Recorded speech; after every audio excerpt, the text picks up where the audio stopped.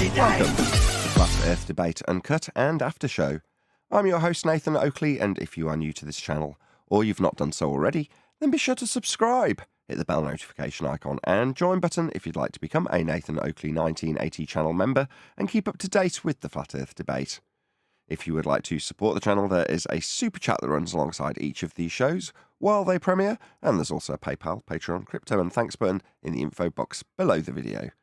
Most importantly, if you'd like to join the discussion, you'll have to join live, because for the time being, I'm going to shout out some Patreon members. So a big, massive shout out to Moon Harvest, Omishirtha, Naughty Thumbnails, Mitch Kennedy, Original D-Rose, Rod, The Name's Burley, Twad Wazzle, Jason Hornsby, Christoph Fournier, Flat Earth Travolta, JMels24, Unimento, M, Iron26, Endless, Flat Earth Sage, Golden McKinnon, Retro Bill, More Books, Cannabear, Fibre Oats, Michael Kahn, John Kays, Patrick Gunnels, Banter, Mel B. Styles, Hairy Blade, Mobile Mac 777, Rob W, Reese Pound, Del West Watson, Maria Neelands, Unbelievable Productions, Blue Ridge Ranger, Abraham Mohammed, Skeptic 936, Life is Short, Texas Mike, Tina Baker, David Wayne Foster, and Dank. So another massive thank you to all of you for supporting me on Patreon. Now I will hand over to whoever is in Discord and Google so you can enjoy their dulcet tones while I set up for today's live show. Are you familiar with Nathan Oakley, or you sound new a bit to the server? Oh, yeah, I'm very new to the server. I'm very new to Discord in general. I know who Nathan Oakley is, yes. Yeah, he does his shows from here. Uh-huh. Yeah. All right. So this is where this is his main platform. Yeah, for Discord side of things, yeah. Okay. Yeah. Very good. Right now we're in the pre-show. It's a bit more quiet, easier to get a word in. Is there an upcoming show? Yep, in about half an hour. In about half an hour. All right. We'll go live. Yeah. How long have you been following Nathan for? I just joined this this Discord server, I think yesterday. Good. Yeah. I'm a global earther, by the way, yeah? I noticed that everybody here is a flat earther, right? There's more of that than the other, yeah. But yeah, we're okay towards the other side. We're not going to be rude to them or anything like that. I'm a nice person, so I usually don't get into conflict. Yeah, you sound very friendly. Yeah. Yeah. Are you in which part of the are you? Or are you US? I'm FE. Or what's that? Are you in the US or? Oh, I'm in Canada. I'm in okay, in Canada. All right. Niagara region. I like Canada. I've been there once. Close to New York. Yeah, you like Canada? Good. Yeah, I was in Montreal. Oh, okay. Sorry, Montreal. Are you French by any chance? No, I'm not French. No, okay. I'm actually from Brazil. Okay, I got you. Yeah, I was in Montreal once. For a bit. And even north of Montreal, where they're like, the further away you get from Montreal, the more like it gets harder to find English speaking people. Really? So it gets more French. All right. I didn't know that. I really just stayed in the city. I was there for a conference. So. Yeah, the city is good. There's a lot of English speaking people there, but. Oh yeah, true. Yeah, I found it very funny that the stop signs there say "arrête." Yeah. And you know, in France it says "stop." Just in the so that was very funny. Cool. So. Hey, good morning to the new fella. Oh, hello. Good morning. Good morning, buddy. So I heard you're a glober. You identify as a glober, right?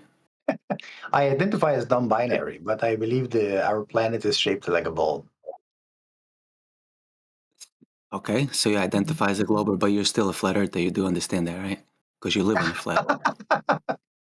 Is that so? All right. Well, you live on the earth that isn't moving, spinning, or wobbling, or anything like that. So if we're gonna go by what the reality is, you're a flat earther, but you can identify as a glober, I guess, right? Like I said, I'm kind of in the science business. So, which business? In the science business. So I go where the evidence is, right? And the evidence seems to be pointing at a ball-shaped planet. Oh wow. So you want Wait, to save wait, it for the show? Like show's about to start wait, in wait, wait, wait, wait a second. Let's be nice. You just got here. sure, man. Um, Am I I was not being just nice? I was just gonna say, how long you been following Nathan's show for? Well, let's just find out where he is. You know, I have so not been following his show. So usually I found out about these debates on YouTube. So I've been watching the globe side of the shows, right? So I watch many debates by the MC Toon and what's Mm. the other guy? This fight to the flat Earth. well, hold on. Well, that's we got a good size of who you've been following. Okay, so if you follow this side, you'll get more of a balanced view of what's being talked Uh, about on both sides, right? yeah. That's why I said I want to see what's happening here, right? Okay, well that's encouraging. I think we should encourage him, guys. Let him follow and listen, and then But yeah, I don't we, mind if you ask me questions. It's okay. I'm not gonna run away, at least not for the moment.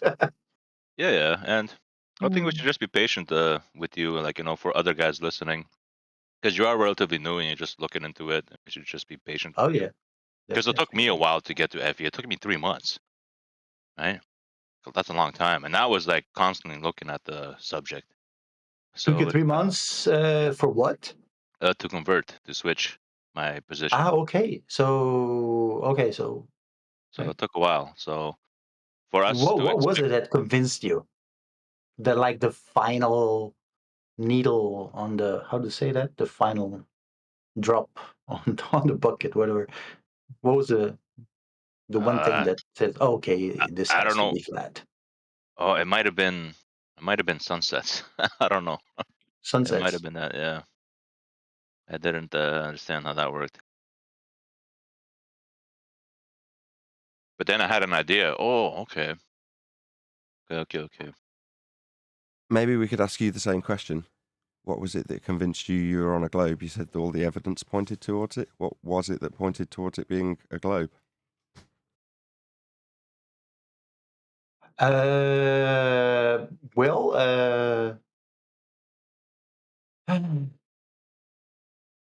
well, I did not need to be convinced. So I learned that our planet was round in school, right? So I understand that many of you think this is a problem. But many of the experiments that were carried out uh, indicate that the Earth is round, right? I mean, how was this guy? This guy called Aristophanes. So yeah, who measured the shadow of a stick and realized that the only way that you could have the shadow longer in one place and non-exist in the other is that if the shape of the planet was curved. So, I mean, this was, of course, the first documented case, right? You're But saying the same measurements Aristophanes. have been replicated many times. Yeah. You're saying Aristophanes' experiment. Okay. Oh, He, what he did with the sticks and the shadow, at noon. right. And he hired a guy to walk and he measured the distance between 2 points. Gotcha. He's And then measuring. he used that to calculate the radius of the Earth, right? Right. He took the angles and extrapolated the radius from it, right? Yep, that's what he did. Right. So he You was the realize. first one to do that, or at least to document that he did it. And then many people replicated this nowadays. Okay. Got it.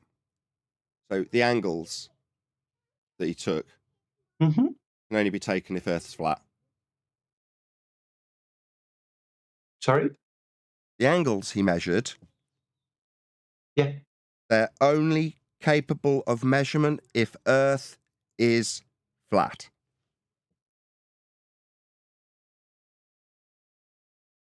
Yeah, I don't understand what you mean by that. Sorry. What's an angle?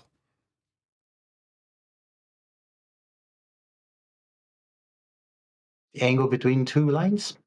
And two lines are what? Straight or bent for it to be an angle?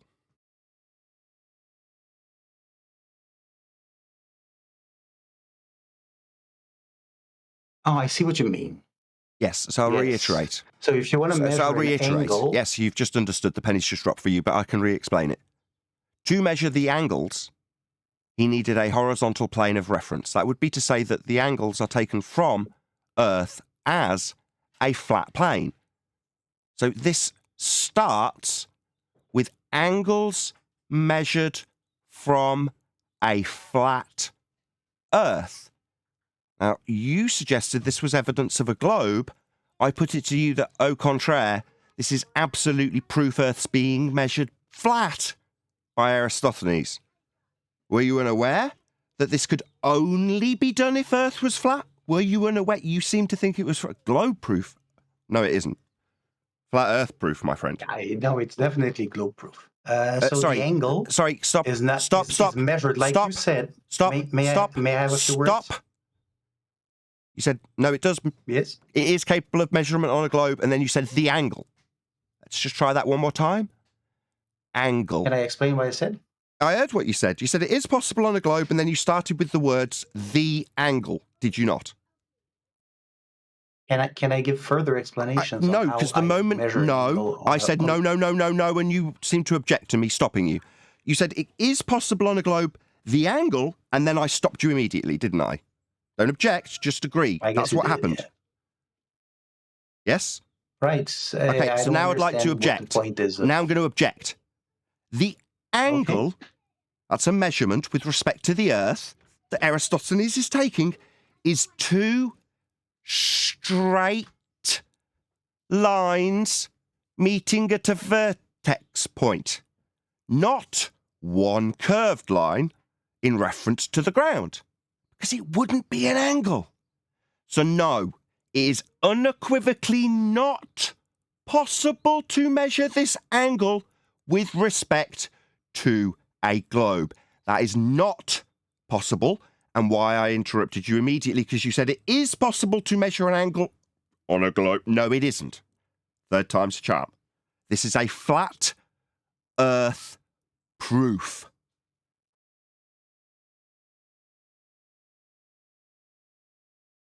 May I speak now? Maybe acknowledge what I've said to you. I do acknowledge what you said. I just don't agree with it. So you think an angle can be acquired with respect to a curved surface? Yes. No, angles are straight lines. Do you not understand basic stuff, like angles being straight lines? You think they can be taken with respect to a curved surface? No. Fourth time. Very irritating. Now, this is not a globe proof. I'd like you to acknowledge that you're not going to get Eratosthenes angles, as on screen for my audience right now, because they're straight lines. Not with respect to a curved surface. It proves the Earth was measured flat by Eratosthenes. It's the 5th time I've told you. I'd like you to acknowledge that fact, because it's not a curved line. The surface can't be curved, because it won't give him an angle. I don't think I can acknowledge that, because the angle is then measured against the plane that is tangential and orthogonal to the zenith at the point of the measurement. That's how you measure the angle on a curve. But where did he get a tangential position from? Did he just assume that the plane he's acquiring, what plane? Where's he getting a plane from a curved surface, my friend? Oh, it's just whatever is tangential, but I heard the first time. In a globe. Tangential, yeah, you can assume that a tangent can run to a curve. Yeah, I can understand you can assume that you're dealing with and measuring a plane, as you've just disclaimed, but what, you've got a dangling ball beneath the plane you're measuring? No, you're measuring with respect to the ground. He's talking about the ground, isn't he? He's not talking about a dingleberry dangling beneath a plane. He's measuring a plane. With respect to the ground, that's what the angle is. Not with respect to a tangent. Where does he describe the measurement with respect to a tangent in any of your rhetoric? Answer, he doesn't. He simply measures an angle. You've just made that up. Now, you can infer that he's taking a measurement, as you said, from a plane that's tangential to assumed spheres beneath it. Now, he's just measuring a plane, though, isn't he? 6th time. Well, indeed, considering the Absolutely. diameter of our Indeed. planet, Now shut up. That's correct. considering Shut the up. You the can shut up size now. of our You can planet, shut up the now. shadow, You can which is shut a up few now. centimeters, You can shut is up actually on now. a planet. Hello, are you deaf? It is. You can shut up now. That's correct. Indeed. You can shut up now, really Zed. warm welcome. Zed, Thanks a lot, Nathan. you can shut up now. Why? Because I when guess I'm gonna I get say kicked he out, is right? measuring a plane and you affirm, can you shut up, please? Is this painful for you? Yes, you've affirmed. Now you can shut the hell up. Yes, you affirm. Indeed. Oh, you can't shut up, Zed. Intolerable globe-believing zealot cannot have his own affirmation repeated back to him. That's right, you go on mute while I affirm what you've just confirmed back to me. Indeed, end quote. He does measure a plane. That's the ground, Zed, that he's talking about with his example with an angle that's only capable from measured planes. Now, you're begging the question assumption that it's tangential to a sphere that's not mentioned and isn't what's being measured. Because indeed he is measuring a flat Earth. It's the 7th time I've told you and you disagreed with me. You're just wrong. Now you've affirmed how wrong you are. Indeed he is measuring a plane, isn't he? Earth is measured flat by Eratosthenes. Are we clear?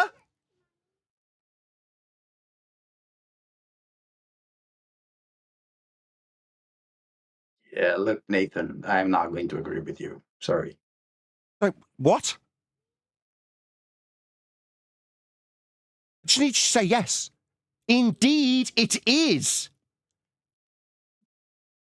measured flat. Earth's flat. You don't have to like it.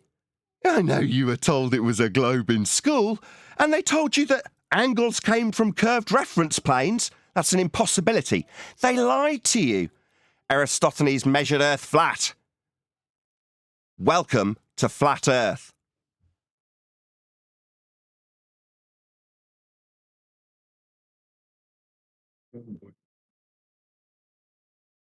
Would you like to tell me that he can get angles from curves again for a 6th time?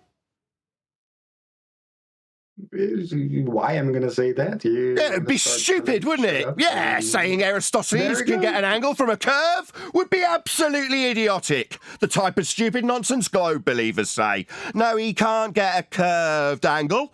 It has to be a straight reference plane he's measuring. It's indeed being measured flat. It would be stupid to disagree with me like you did.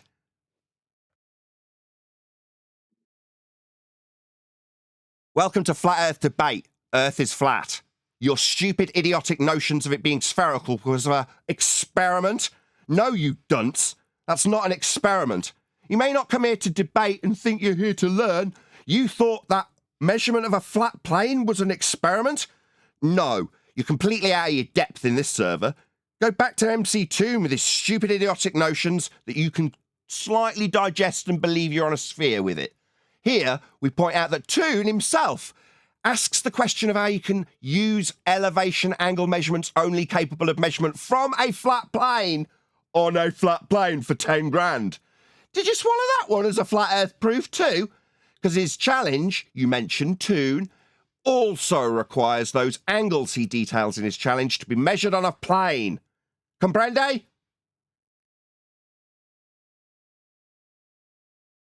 Cat got your tongue? I'm asking for an affirmation. No, that was I was. You stuttering little globe-believing numpty. You just need to say, yes, I understand that Toon and Eratosthenes measure flat planes. Just say yes. No, they measure a sphere. Do they? What, angles? 2 straight lines from a curved surface? That would be stupid to assert, would it not? When you're doing an experiment... It's not an experiment. That's the assertion of cause and effect reasoning based on natural phenomena. After formulating a hypothesis, you are a globe-believing retard. You do not know what an experiment is. How dare you tell me that measurement of angles, straight lines, not curves, is an experiment? You don't know what an experiment is. Really? Yeah, really. Define experiment for me. Huh? Define experiment. What's the definition of the word you've used to claim that angle measurements off planes are measured from globes? What's an experiment? Go. What's an Yeah, it's what do you think? Buying a bit of time for yourself to Google it's going to help you. Yes, what is an experiment? You used the word 3 times. Boy, an experiment can be many different things. No, it can't. It's the assertion of cause and effect reasoning based on a hypothesis. That is a scientific prediction, a tool used to predict cause and effect actualized by methodology termed experiment. You can say it means many things because you don't know what it means. You have labelled Eratosthenes angle measurement from a plane an experiment incorrectly because you're a globe-believing idiot. You laugh it up, Fundy moron. You're being given a taste of what flat earthers have had for the last 8 years from numpties like you come in and say because they've been schooled and told by teachers that the world's a globe, somehow measuring angles is measuring a globe. No, it's not. It's measuring a flat plane. You haven't affirmed that yet. You've stuttered. Look, given that it's the very first time that I'm talking about this in public, I don't care. Just affirm you understand they're measuring flat planes. That's what you came in and claimed. Eratosthenes is your claim you put on the table at asking point. Now you need to affirm they're measuring flat planes, and you're telling me how long you've been in the arena? I don't care. Eratosthenes needed a flat plane for his angle measurement, didn't he? Yes, and the Yes, he did. Now sit down and listen to what we tell you. Mr. I've been to Mr. McToon's channel and know Earth's a globe. You know nothing. We will tell you what you will know, when you will know it, and how you will know it. We will educate you. That requires you to sit down and shut up. You don't know anything about the world you live on. Yeah, it's flat. Shut up, globe-believing idiot. You think you're learned here. You are not. You are unequivocally the dumbest person here. You think angles come from curves. You have nothing more to offer in this subject. You can sit down, shut up and listen. That's what you can do. You're not being asked anything. Shut up. You talk to me, Nate. I will talk to you exactly how I am talking to you. That's to tell you to shut up and listen. You might learn something. Something basic, like angles not being curved. That's the level you're at, Dumbo. You don't realise that angles don't come from curves. You think you're here at the same level of us? You can sit down and listen. That's what you deserve. You'll be told what's what. You hear me? Don't like being told what's what by me, a flat earther, someone smarter than you. Now, I bet you don't. You can sigh and stutter and murmur and moan. Meanwhile, I will tell you what you will do. You'll shut up as the dumbest person here and be told by me, the learned flat earther, what Earth is. Flat, as measured in your own example by Eratosthenes. Do you understand? You may respond. He measured a radius. So he measured a flat plane to get the angle, Dumbo, 8 times. He measured a flat plane to get the angle. Indeed, he did, as you affirmed. Indeed, he did measure a flat plane. You thought it proved a globe. It proved a flat plane. No, it didn't. Oh, really? You think your 9th hand-wave dismissal of a flat plane measurement that's only capable if Earth is flat? You can't measure it from a curve. You think that isn't proving Earth's flat? Oh, but when he takes a measurement from a flat plane for the angle and derives a radius, somehow it's a globe proof. You need a flat plane more than we do.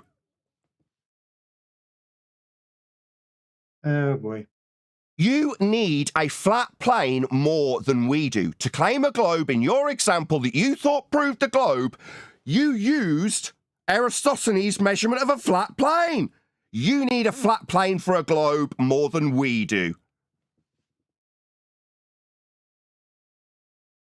I need an approximated flat plane to... No, he measured something, Dumbo. He didn't approximate something when he measured those angles you were so keen to tell us about with the shadows. He took a measurement. The only inference was with respect to a tangent. Oh, so the tangent's real, the dangling Earth below the plane he is measuring's real, and it proves the dangling dingleberry Earth below the tangent. That's definitely not what's being measured, but the plane he's measuring suddenly not really being measured anymore. What, because it proves he's measuring a plane? You pathetic cuck. You zealot. You globe-believing moron. Earth's flat, moron. Your example proved it.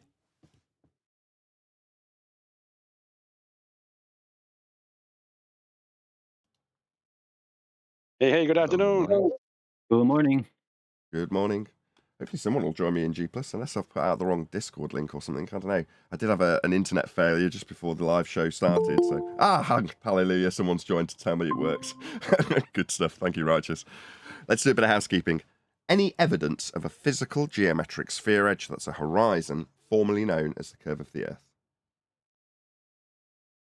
Not since 1st of January 2020 with Black Swan. About any evidence of the distance to the sun? You're going to require a flat plane for that, but no. We were told that it's an assumption. Well, it's based on lots of assumptions. I mean, you've got to get a radial value from a flat plane to begin with, and then derive an equatorial plane, so that Kepler and Huygens between them can give you the scale and size based on assumed sizes of Earth and Venus. That's how you do it. Bob's your uncle? Any evidence or scientific evidence of gravity? No, There seems to be scientific, no. confusion. Come on, George. Which gravity? Oh. And I was going to say there's even a confusion about what scientific evidence even is. So there's a confusion on top of confusion. We had a guy in a pre-show that was saying that scientific evidence was measurement of a flat plane. I mean, fair enough. If you're going to measure a flat plane and call it science, that's stealing valor where there isn't any need to. Just measuring a flat plane. It's not science. Eratosthenes in this instance. You have to excuse my very heavy cold. Well, any single viable hypothesis from any of the fields of astronomy, cosmology, or astrophysics? Nope. Those are not sciences. Those are pseudosciences. Pseudosciences? Like they're claiming that they've got scientific method when they haven't applied it. Outrageous. That's correct. That was me thinking that anybody that says science obviously represents science and have applied the scientific method to give them their empirical claim validated by experiment. You'd think that's what it would mean. But alas, people just say they've got science when they haven't. It's amazing how they steal the valor of an empirical method to say that they've got proof of something when it often doesn't even prove the thing they're claiming. Like Eratosthenes, claiming that measurements of angles from a flat baseline somehow prove that you're on a curved surface. Definitely not. I mean, that's not science. It's not anything to do with a globe. It's just a measurement of a flat plane. But there we go. People will often steal the valor of science because it's empirical and say that their measurements of a flat plane are science when they're not. Just how it goes in this arena. We get idiots here come all the time. Don't we, Zed? Hello. Hey, By the Arwen. way, Arwen, show. you're late. Good show today, Arwen? very short, but good. Oh, good. Well, I'm pleased to hear it. Maybe you can lend some light to the physical geometric sphere edge horizon formerly known as Earth curve. Any evidence thereof? It's over there within your consideration of the horizon being geometric, even though it clearly isn't. Yeah, the horizon's just the sky meeting the ground, an apparent location. The geometric horizon, as you refer to it, exists in the maths only below that surface level, Arwen. Below the flat plane that's needed to be measured to derive a geometric horizon below the surface level that's giving you the differential between that and the eye level. To assert that there's actually one to be seen is absurd. The apparent surface level, though, because it is a sphere, So it only appears to be a flat plane, and underneath that apparent flat plane that is like that because we see it like that, that's where the sphere is. Oh, I see. So because we see it flat and can take a differential from the surface level as flat and eye level with reference to a horizontal plane as flat, then we can infer that because the Earth is actually sphering away its world below that surface level we're measuring, that's why the world presents itself as flat, so we can derive that dingleberry Earth below it. That's absurd. Yes, now you're getting somewhere. I can follow your nonsense and summarise it concisely within the first rendition of it, but that doesn't make it so. That just makes you concise with nonsense. Nathan, you're so close. You almost understood it. Understood Nonsense what? is better than nothing, Nathan. Hold on, Owen, just give this guy a crack. Understood what, Zed? How Eratosthenes measured the curvature of the Earth. Did he not start with an That angle? was pretty good. Did he not start with an angle measurement? Did we not cover this in the pre-show 9 times? 9 times. This will be the 10th. This will be the 10th time that I point out to you that in order to do this, he measures an angle with respect to a horizontal. That's the surface he's dealing with when he takes the measurement. Your response to that was to say, no, it's with respect to a tangent plane. Oh, so he is still measuring a plane, but you begged the question of a dingleberry not mentioned in the rhetoric below the surface plane that he's actually measuring. That was your response. 9 times we went through it. This is the 10th. To get an angle, he has to measure with respect to a horizontal plane.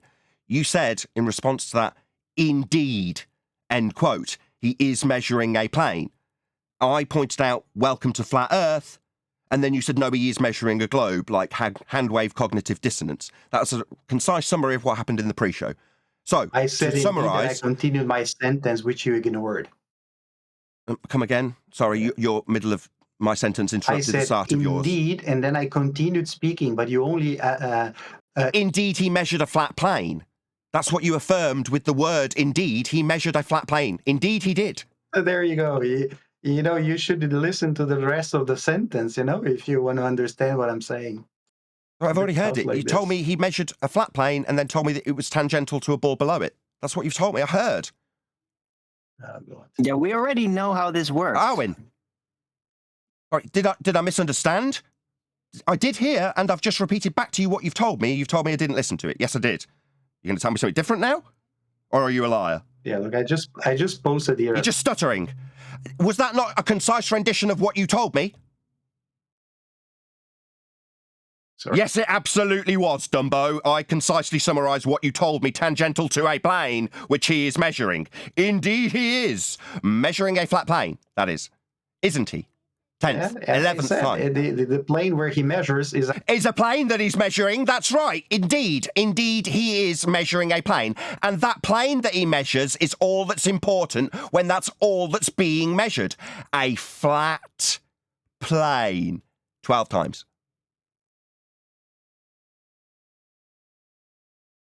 So he's measuring a flat plane then? Understand that the square meter on a planet the size of the Earth is going to be flat.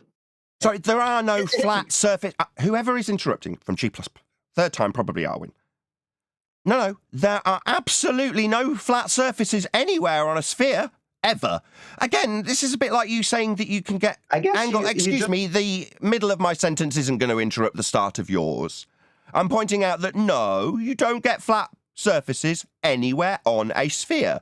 Saying, it's so biggy, it is flatty, isn't going to wash, my friend. There's no need to interrupt me in the middle of me pointing out that no, you are wrong, like you were wrong with angles coming from curves, saying, oh, well, it's so big, it's flat.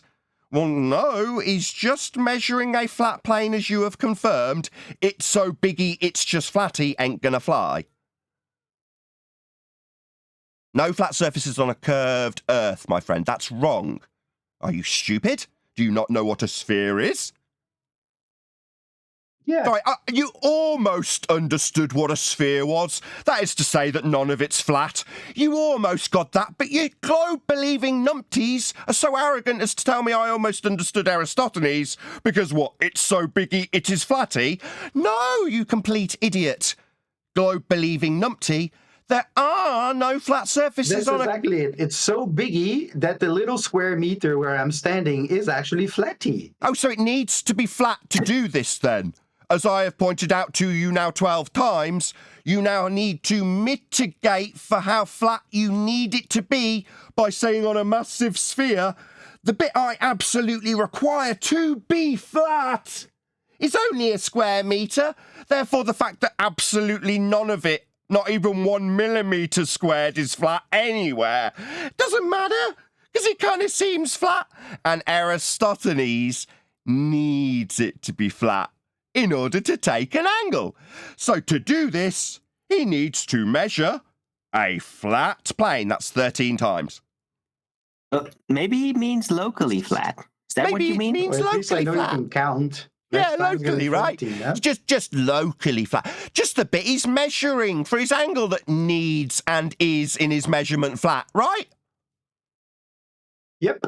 Yep, so he's measuring Earth as flat there and then, right? So when I say this proves he's measuring Earth flat, that's absolutely correct then. Yes, he is indeed measuring Earth flat then. Like, indeed. Indeed he is. Welcome to Flat Earth. Your bullshit claim to be globe measurement requires he measures Earth flat. That's right. Indeed, like everything's measured flat, including your claim of a globe measurement. It isn't.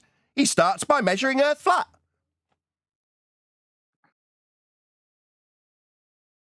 Very good. It is very good. You almost understood Eratosthenes' example, but unfortunately you're a globe-believing idiot. You felt the need to tell me I almost understood, but au contraire.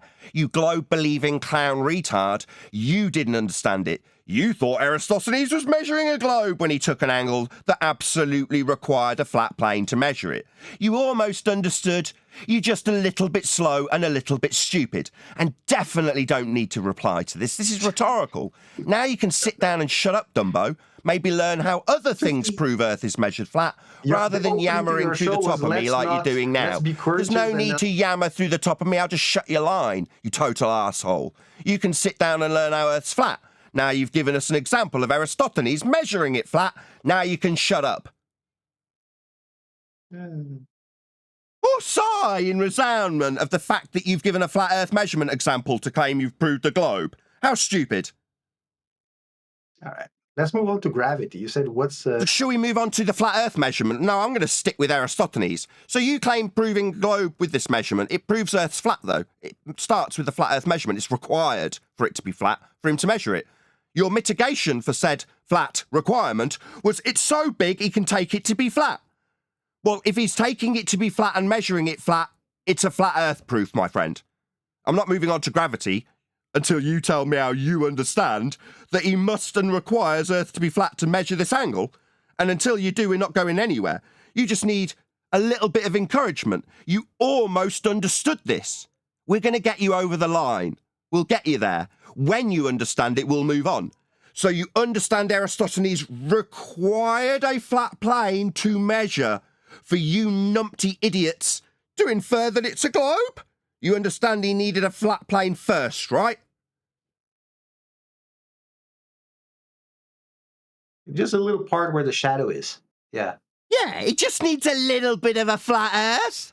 Only a little bit of flat Earth's required before doing absolutely anything to infer the surface is curved. He absolutely just requires just a little bit of it to be flat.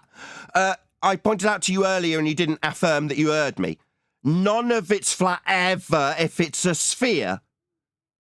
So this is a flat Earth proof, isn't it? Say no, No, for it's not. 15th time. Go on, say no. For 15th time, go on. It is. No, it's not. No, it's not. Oh, really? He just needs it to be a little bit flat at the start, and then we can forget all about how flat he measured it, right? Hello? 16th time.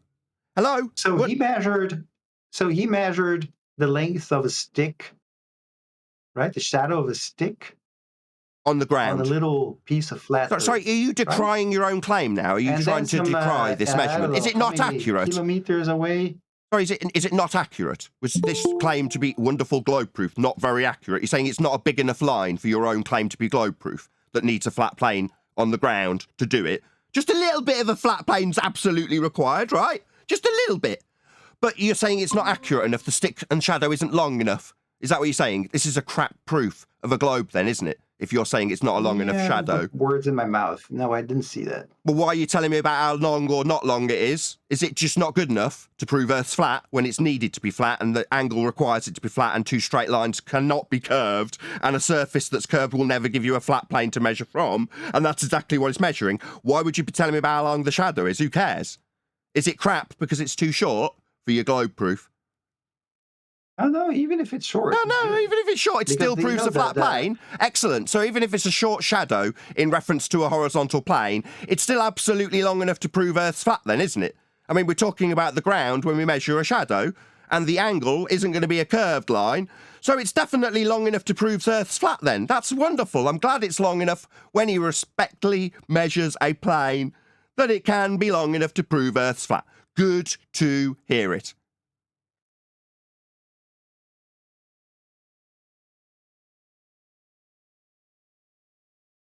Well, another flat Earth proof, as always. Wonderful. Hey, Brian. Hey, Nathan. Hey, everyone. Excellent video the other day. I thought that was wonderful. I spent a good while in the comments having a little laugh at people. Tell us about your video, Brian. Oh, yeah. I just was pointing out where our opposition don't know where the nautical mile comes from.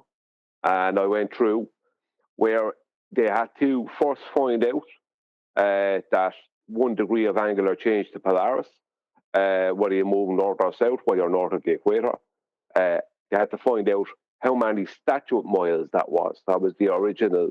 And 10th Man showed a documentation on this from more than one source back in 2021, I think. And they had to, obviously, it comes down to the statute mile. The statute mile is a linear mile. Now, I've been strawmanned by our opposition, them saying, well, how come you can measure circles and call them statute miles? Oh, sorry, I'm sorry to interrupt so early. Did you just say it's linear? No, that can't be possible. It's a squared function. Must be. Earth's curving according to them, so it can't be linear. What are you talking about? Yeah, well, that's the problem. It is a linear.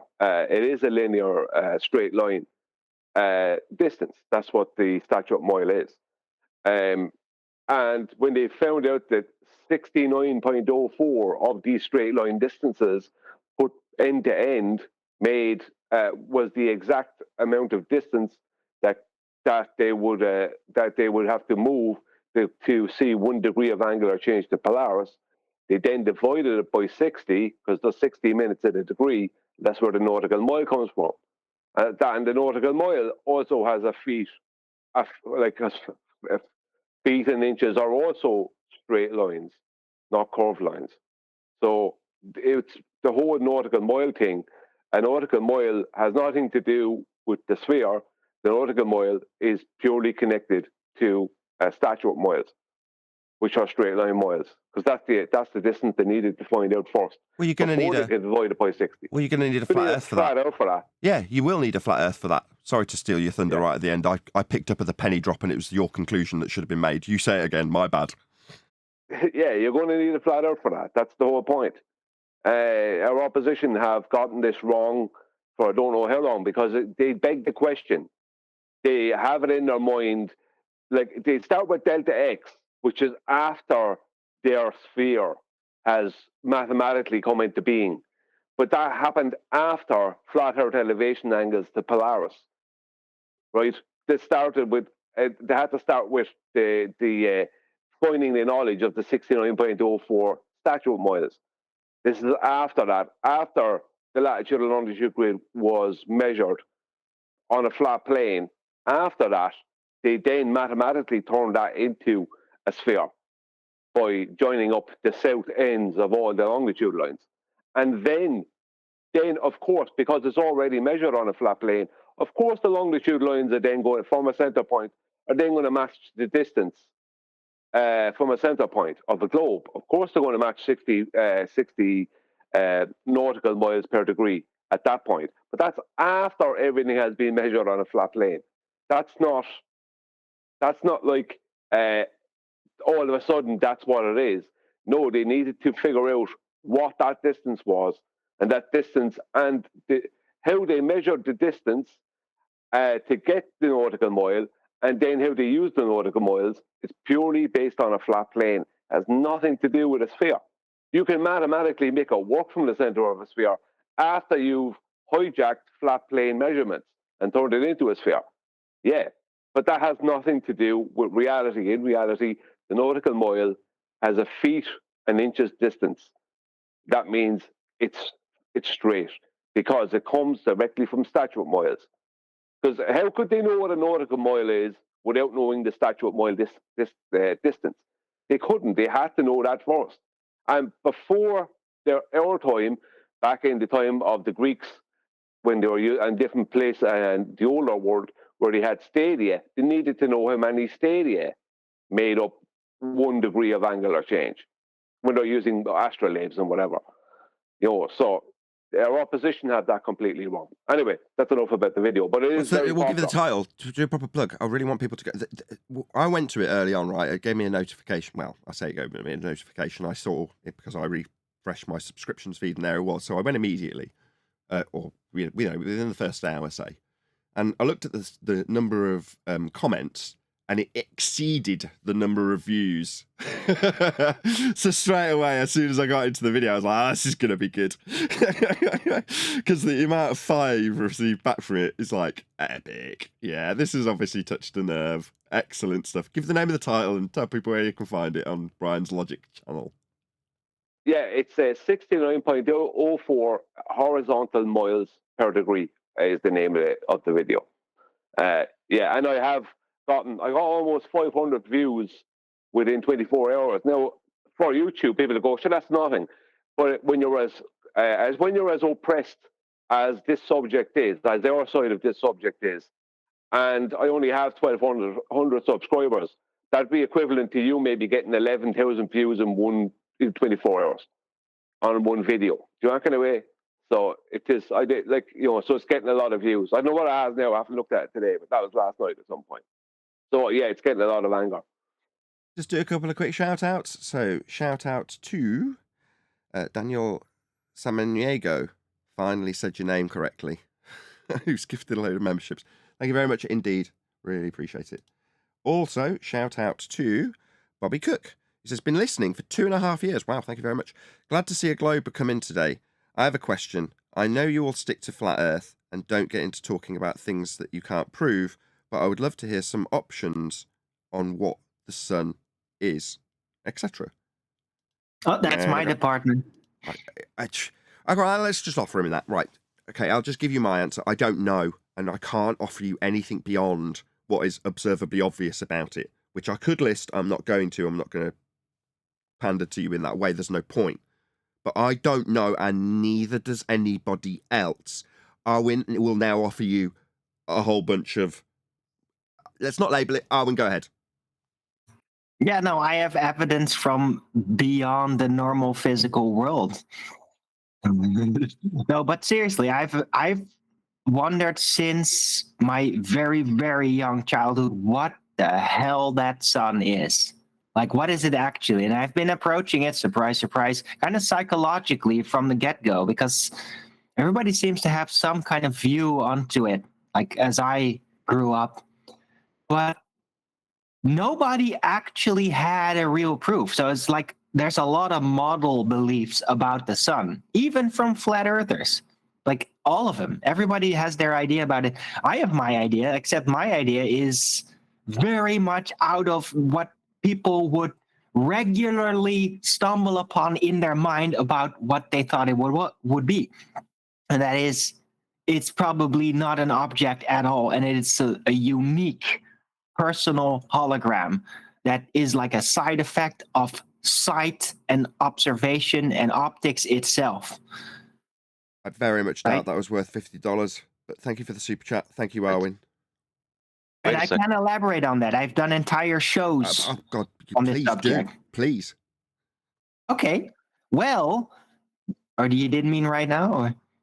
Someone's asked and paid $50 for the privilege. Oh, okay. But he didn't pay me the $50 though. Yeah, but I can still say the consolation prize for me saying I'm really sorry, but let me have another go, Arwin. You've had one go, right? I'm gonna have another go. All right. What is the sun? Well, I think it's Oh, basically no, a I'm not going to get a non-local chance to. No, hologram. Arwen's decided it's definitely his turn again. Go ahead. You said go. Well, then you hesitated. Now I'm taking over. I didn't hesitate. I immediately roll out. Go on then. Fine. Right. So I think the sun is a non-local hologram, which is not the only non-local hologram. I think that all of the celestial lights we see, stars, planets, sun, moon, even comets, anything that's up there, that's not getting close, that we can't hear, right? That we can't touch. I think it's all like a hologram that apparently surrounds the observer, and it is surrounds every observer uniquely. And there's even kind of telltale signs of this. Mainly the main part and the most freaky part being that sunlight casts shadows. Is very distinctly known. Everybody can see that when the sun is out. But did you realize that the shadow that is cast by the sun is unique from the observer's point of view, in the sense that one observer can, for example, have a spectacular sight of crepuscular rays of the sun coming through a cloud and hitting the grass right in front of his feet, right? And you see like these spots, like literally light up spots, and they kind of drift by. It's a magical experience, right?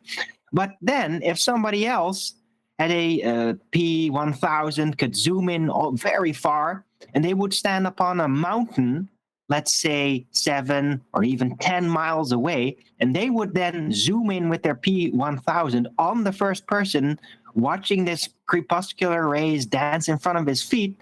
Well, I guarantee you that that second person on top of the mountain won't see the crepuscular rays in front of that guy's feet, even though the first guy actually sees that. Why? Because that second observer, the sun, has a different angular position in relation to the material that is actually present, mainly the clouds. You see, because the clouds were in that specific location to the first observer, where the sun is in an angle for the first observer, that caused the crepuscular rays to uniquely appear to them. But the sun is in an angular, different position for the guy on top of the mountain in relation to that cloud. So to him, those clouds are not going to make the crepuscular rays because the sun is not in the right position for that effect to that observer. So literally 2 people can see 2 different types of shadow play from the same alleged light source. And this is like a major hit. No, you don't have to justify it. That's cool. Stop there. Just draw a line under it. Perfect. That's your justification for it. I was going to round it out, but... Well, you've already done it. That's perfect. That's your justification for your saying, well, I think it's hologrammatic in nature, and you've justified it with your example. I mean, it doesn't answer the question, but you know that already. I'm not going to labour that point. But it was at least, for the guy who paid 50 quid, something to digest with a justification for your reasoning behind it. It doesn't prove it, but at least it gives a justification. I'm happy that you've done that. I'm glad I let you do it. I was going to be... Right. I know it's not absolute proof, but I mean, it's a great lead, I think. And I'm going to let's not give it too much credence. Anyway, thank you for that. What I will say is, in the same respect to the sky, I don't know what it is. Okay. What does that actually offer me? Because you can just take that as read and go, oh, okay, well, that's useless. You don't know. Okay, thanks very much for my $50 in Super Chat. Well, yeah, but hold on. Owen, come on. We know what it come on. Bloody hellfire. Okay, go on, have a third go. Well, by knowing these things that I just described, we can exclude what it isn't. It's not... If these things happen, then how can it be an object in a position, right? That makes no sense, then. Okay, thanks. We could now list everything we don't know, but I'd rather say what it does offer me, even if it's notwithstanding that I don't know what it is. I'll have a third attempt. So in the same respect I've said on a few occasions prior to now, it might be more than 2.5 years ago, though, for you personally, Bobby, I don't know what the sky is, but I can translate this exact example to the sun, which is to say that it only offers me a source of wonderment. That is a childlike wonderment when you don't know what something is, but you have, as a child at least, the remote possibility of finding out. There's nothing but finding stuff out when you're a kid. Now, you return to that kind of mental state to a certain extent when you accept that you don't know in answer to your question. So it's only upon asking that very specific question about, in this example, the sun. Well, what is it then? Okay, fine. Perfectly understandable and reasonable that you ask the question and hope for an answer. When one is not forthcoming, you can only go, I don't know what it is, and it seems nobody else does. If they do, they're not telling anybody. And what we do have is obviously complete lies, again, notwithstanding the total lies we hear about the sun. But that only leaves you with that childlike sense of wonder. You still can retain that in the respect that you personally, Bobby Cook, might actually find out what it is. You might be that person. That's fantastic. That's something liberating and exciting, as opposed to a lot of the pain that we experience from our anti-flat earth counterparts who do not like the fact that at the moment they know exactly what it is. It's a 93 million mile away ball of burning gas based on Kepler and Huygens derivations of R from a flat plane to give them scales and distances, and bullshit from astrophysicists about what the content is, what gas it is, and bullshit spectroscopy. All of those things combined tell you know what it is. When we come along and go, no, you do not, you've got absolutely no evidence, and you go, I've got science for it. And you go, well, what's that? Science, that is, and you don't know. Suddenly your crumbling position about what you think the sun is disappears. And for most, let's be clear, they don't see that as a childlike wonderment situation. They see it as devastating and disturbing. Yeah, it's disturbing. Yeah, I don't. And we don't know what it is. All right, so we've lived in ignorance for quite some time. The people who we look up to as being all-knowing don't really know. Cox isn't as smart as he seemed. He never was. He's an ex-musician. Right, but they can't handle a mystery in their globe, right? They can't handle that mystery. While to us, and especially to you, Nathan, I mean, you look at the sun and you know, like, yeah, this thing that we see, it's an absolute mystery. And I mean an absolute mystery for 99.9999999% of all the people that have ever lived. And it's staring us right in the face, and we can't figure out that probably all life can only exist because of that thing that's staring everybody in the face every day, and nobody can figure out what it is. I mean, holy hell. That's cool, huh? That's my attitude, Arwin. Exactly. Awesome stuff. Whoever that was, go ahead, Brian. Also, just before you do, shout out to Expedition Truth, who's joined as a member. Really appreciate it. Go ahead, Brian. Yeah, the whole spectroscopy claim concerning the sun is completely wrong. There's several reasons why it's completely wrong. But I'll just give one very simple one. The sun, the color of the sun, we see it in yellow and we see it in orange sometimes and red. Now, most of the time we see it as yellow or orangey. But what they're claiming the sun is comprised of via spectroscopy, what they said, the original claims of what it was. This is the starting point for all of the heliocentric claims concerning stars, because they say that the sun is our local star. They say the sun is a star. But what the color of the sun that we see, for a start, is not the true color of the sun. But it doesn't matter, because they're saying it's comprised of hydrogen and helium plasma. Now, you can take hydrogen and helium plasma and you can mix them together in as many ways as you want, and you will never get yellow. But you will also never get orange. But the orange turns into a red then. You won't get any of them. What you can get, right, you can get bright red hydrogen, but it won't be the color the sun is. But that doesn't matter. How do you know this? Hold on a second. Hold on. Just one second. Let me finish, Arwin. Well, how do you know all this? Have you run any of this by any of this by John D? No, I didn't talk to John about it at all. No. Who said the sun's made out of hydrogen? There's a lot of questions here. Let's just take it one at a time, Brian. I know I interrupted. Everyone stop. Right, Brian has still got a point to get to the end of. Then Arwin, then Adam. Go ahead, Brian. Just get to the end of your point, and then hopefully you'll allow Arwin and Adam to ask a couple of questions. Yeah. No hassles. The actual colour of the sun is white, not yellow, not orange or red or any of that. The colours to do with hydrogen, though. I'm talking about plasma. That's what I'm trying to talk about. That's There's what I'm nothing saying. to do with it. Why are you making why have you suddenly designated the sun like a baller as being made of something that you don't? All you can I talk didn't do about that. is He didn't do You that. Listen to what I said. He didn't do You that, didn't Adam. listen. He didn't do that. I'm not saying that. I'm saying that's officially what they're claiming the sun is. I'm pointing out something that debunks that. I agree with the why, because it's a full body emission. Yeah, but I'm not making. There is no colour. I'm not. Yeah, but I'm not making a claim about what the sun is. I'm debunking the official claim about what the sun is at. Okay, hold on. I'm not making the claim that it's hydrogen and helium plasma. Can I just let Arwin ask his question as well? Go ahead, Arwin. Yeah, well.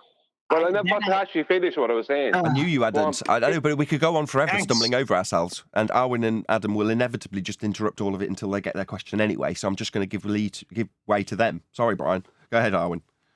I'll try to keep it short. It's just a general idea, right, about people having alternative ideas besides heliocentric official story about what the sun is and all that. Hey, original Deros in chat, hello. Yeah, this idea of like, oh, the sun might be plasma, this and that, right? Well, plasma is a material. It has to have a location. And I've yet to see a demonstration of plasma being, I take it, electrified to radiate light that could actually shine that much of a distance, right? The distance that is claimed of the sun being, or even if it was just 1 million miles away, like any light that would be created by plasma, can it even have that kind of a reach, right? That's a question that nobody's ever asked. It is. It's a question that can wait when Brian's trying to get to the end of his point. Go ahead, Brian. The point is that you can mix hydrogen and helium plasma together in any way you want to. They only come in deep blue, I think is bright red, and purple is the colors plasma, hydrogen plasma can be, and helium plasma is purple and magenta.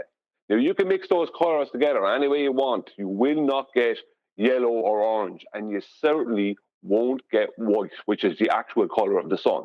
So what they claim about what their sun is, right, is completely wrong based off of just the colors of the plasmas they're saying it is. So I don't even have to go into what plasma does.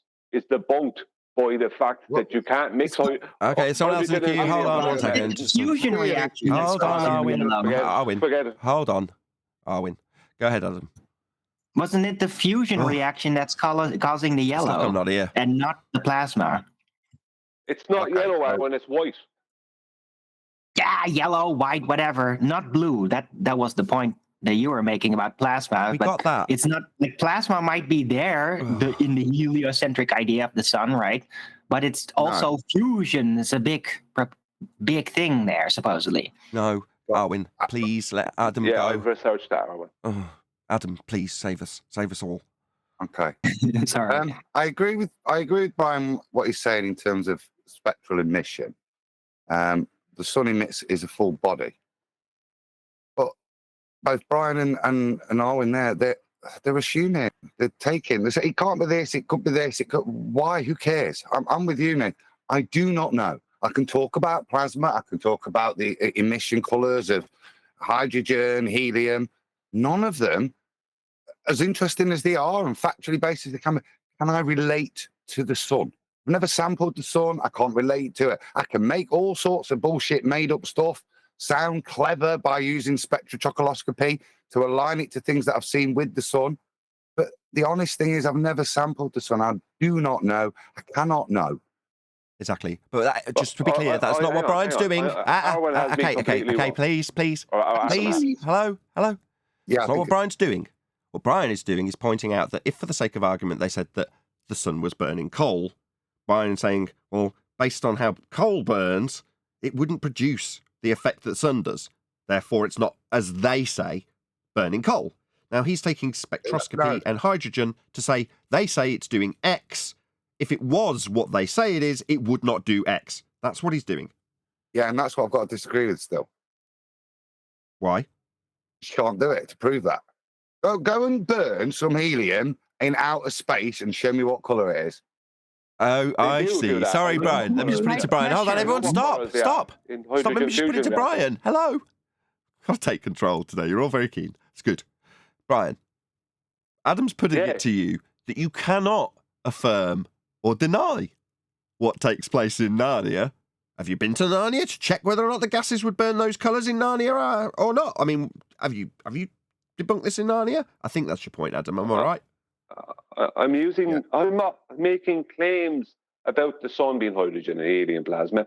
I'm using their backup for what they're claiming the sun is. They back that up with hydrogen fusion reactors. Right? They back it up with that. That's the closest thing, because they're trying to say that the sun is a massive hydrogen fusion reactor. That's basically what they're trying to say. Right? And that's where they get all their stories about the stars from. Right? This is what they say that hydrogen is the most. They say that hydrogen, I think it is it helium or hydrogen, is the most abundant thing out in the outer space. Right? I'm pointing out, and I have more stuff than this. This is just the basic. I just wanted to use the most basic way. Right? Is that what they say about the sun? Right? And the only way they can replicate what they're saying is in a hydrogen fusion reactor, which creates helium, right? The only way they can do that is or to even half replicate what they're saying is in a hydrogen fusion reactor. And they don't replicate anything like the sun. They never do. And when you have plasma from hydrogen and helium, no matter what you do with it, it will never be like the sun. That's the point. So I'm only attacking their position based off of their evidences. Now, I have more than that, but I don't want to go into all of it. Right. So that's what I'm doing. Yeah, I'm with you, but I mean, I'm pretty sure that soon we'll have a definitive empirical evidence on what the sun is, since China plans to land on the sun, so we can finally find out. Did you know that? Brian, They actually said that. Dude. I thought you were trying to describe what the sun was, as that was what the question was. Hence why my first response was structured that way. I still stand by the point. What we can do is, I suppose what Brian's doing is destroy their assumptions. It's a bit like what QE does with the full body emission. Yeah, it's similar to what we did on the video yesterday, right? They can tell us all day long what the pressures are at the centre of Earth, and then say that here's the equivalence when we bombard this material with a laser. It creates X pressure, just like in Earth. No, you haven't affirmed that. You're saying it's a comparison because you say it's like that in the centre of Earth. You say the spectroscopy of hydrogen in this example is comparable because you say the sun is hydrogen. That's it. It's a crappy trick when you actually break it down. Keep getting applause from D-Rose. Thanks, D. Good to have you. What's up, guys? What's up, guys? All right, D-Rose. Did you want to add something on that score, Zed Quid? You opened your mic during that discussion. Did you have something to add? Hold on a second, do you? Just one sec. Oh. Clearly not. Oh, no, go ahead. My apologies. I heard my name. Was I asked a question? I just saw you open your mic during that discussion. I didn't know if you wanted to add something. No, don't feel obliged. No, I didn't open my mic. I just did it now. Oh, okay, maybe that. We're talking about the sun. Yes. Yeah, I mean, it's plasma. As and it's powered by fusion, right? Because of the extreme gravity of the sun, it smashes atoms, nucleus of atoms together, and the fusion reaction releases tons of energy. And this energy is scattered all over the space. And so usually if you would look at the sun without an atmosphere, without anything like from space, it would actually look white.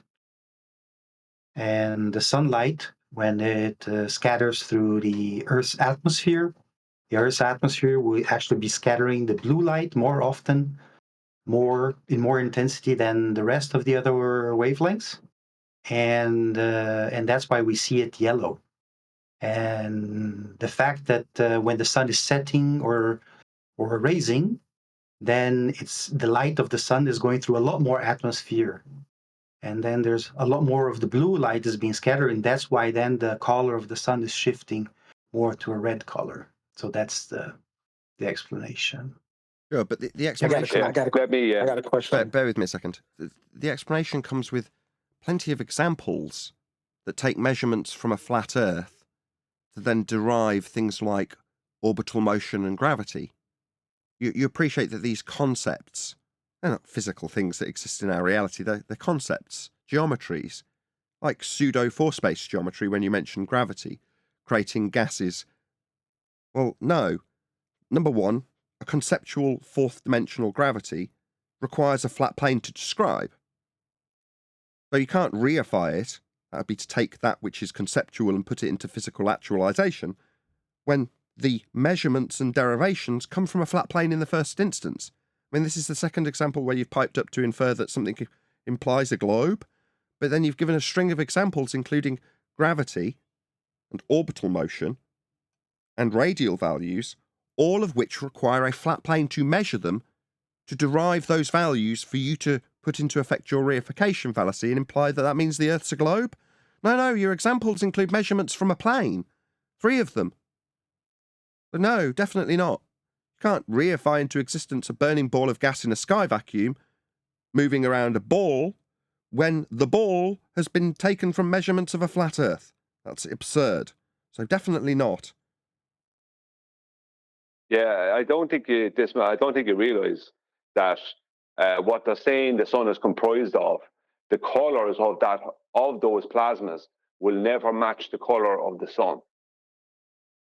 Now, the colours of those plasmas has nothing to do with the sunlight that you're saying is changing as it moves through your atmosphere.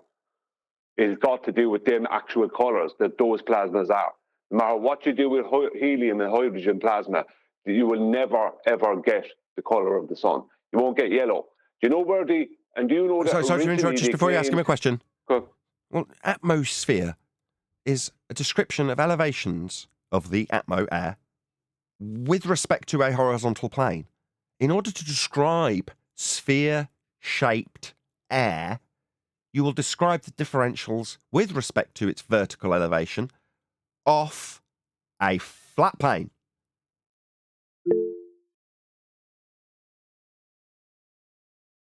Kind of atmosphere without a plane.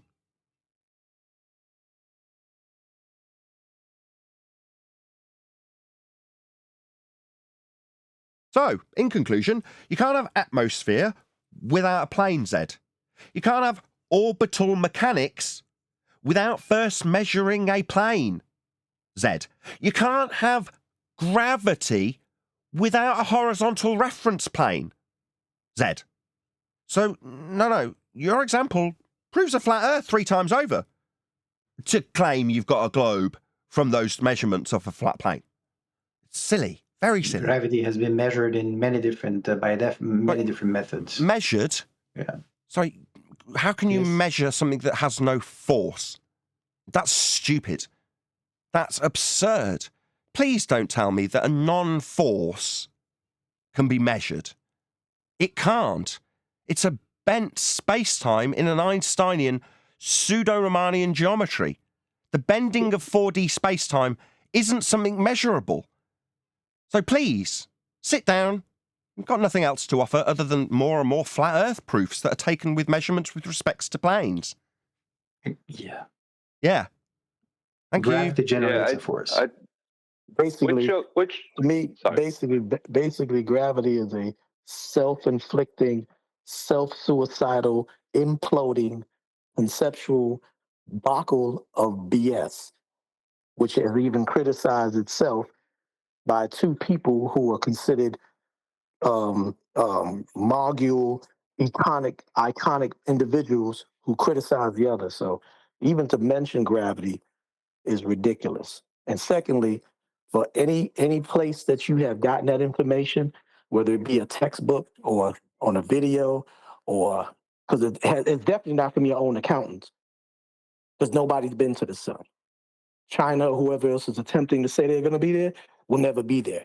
So basically, it's a bunch of narcissists rattling off at the mouth, thinking they're gods, thinking they're all-knowing, and they're a bunch of little petty, finite brain show-offs who make fools of others, who put them on these pedestals and give them these accolades for pulling something out of their anal sphincter that sounds fascinating while under sobriety or under some type of chemical substance that makes it sound brilliant.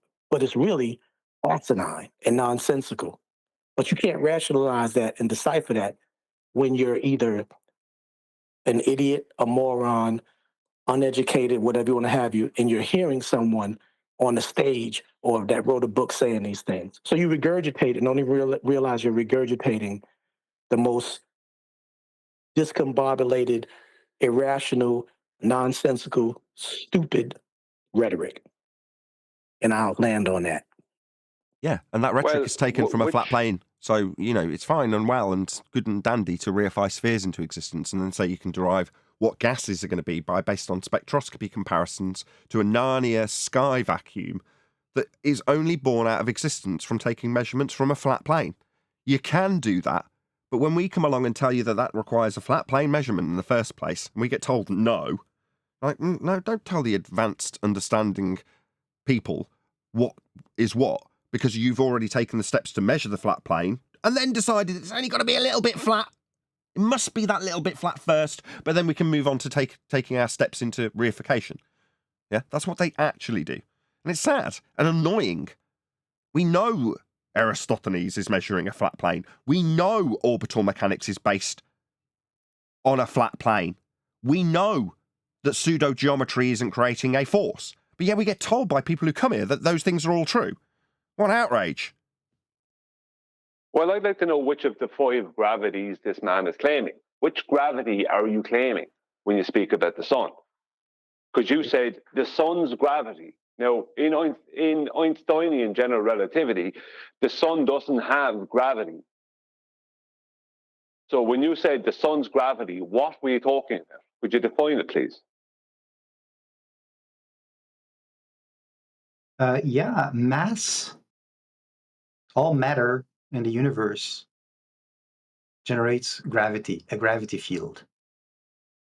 Right, so that's a force of attraction the between sun, masses, you're claiming. The sun has an enormous mass. He was trying to clarify with you. Sorry, Zed. He said, so what you're suggesting is there's a force of attraction between masses. He just wanted to clarify that's what you meant. Yes. No, that's 108 years out of date. Do you think you are learned? This is over 108 years out of date. Did you not know that when you parroted it off on a live show to flat earthers? All right. Not all right. Repeat after me. Repeat after me, Zed. What I said was wrong. This is 108 years out of date. You can view gravity from different points. Either no, you cannot. It is wrong to assert right? there is a force of attraction between masses, Zed. This is my wanted second to use attempt. the definition You don't from need to Einstein, yammer like you did in the isn't it? pre-show through the top of me, Zed. You need to sit down, shut up, and listen to me correcting you. You just stated to Brian that there is a force of attraction between masses that is incorrect. No need for you to interrupt at this stage because I'm going to correct you. You are a dumb, idiotic, out-of-date, poorly educated globe believer who thinks there's a force of masses attracting each other. Well, there is not. That was superseded by Einsteinian pseudo-geometry 108 years ago. So, my friend, your stupid nonsense stated to a live audience is utterly wrong, completely out of date, and definitely not true. There is no force of attraction between masses, and has not even been claimed to be one for over 100 years. So, I put it to you, the stupid, moronic, out-of-date, poorly educated globe believer, that you are absolutely wrong when you say there is a force of attraction, and I can prove it to you. Not that I need to, it's out of date in your own bloody rhetoric. Do you know how gas behaves, Zed? Yes. And does it attract those unbonded gases? Are they attracting with their mass to each other? Yes. Oh, really? Yes. You think that? Yeah, that's why Earth has an Sorry, excuse me, atmosphere. Zed. Excuse me. I'm That's why leading the Earth you, is an not the other way round. You're the dumbest person here. I'm leading you. You're a belligerent little schoolchild, poorly educated, who thinks he needs to lead me. Wrong. No, Zed. Gases are unbonded and unequivocally not attracted to each other. There are It's definitely attracted. Yeah. No, Yes. there are no intermolecular bonds. When gases collide, Of course, they're not intermolecular bonds. so they are not attracted to each other with a force, then, you stupid, poorly educated, globe-believing, stupid idiot. That got your tongue, globe-believing idiot who feels he needs to lead me and yammer through me while I correct you on your stupid, nonsensical, 108-year out-of-date nonsense that you're wrong about. You think you need to talk through me, do you, Zed? No, Zed. You are being corrected by a flat earther. My name is Nathan Oakley. I understand, because I'm not a stupid, poorly educated globe believer spouting 108-year out-of-date rhetoric on a live stream, that mass attracts mass. It doesn't, as demonstrated by the unbonded gas we all breathe, that when it does collide, has elastic collisions, unequivocally demonstrating you to be the dumbest person in the room, yet again, Zed the globe believer. You understand how stupid it was to assert that out-of-date nonsense, Zed? You may respond. You obviously don't understand physics. Oh, excuse me. I don't understand that gases defy mass attracting mass, you stated. Yes. Oh, what is it that I don't understand about gases absolutely not attracting one another that sits in line with masses attracting masses, Zed? Maybe if I don't understand how unbonded gases that experience elastic collisions are actually attracted to each other because they're mass. Go ahead. Tell me how I don't understand this.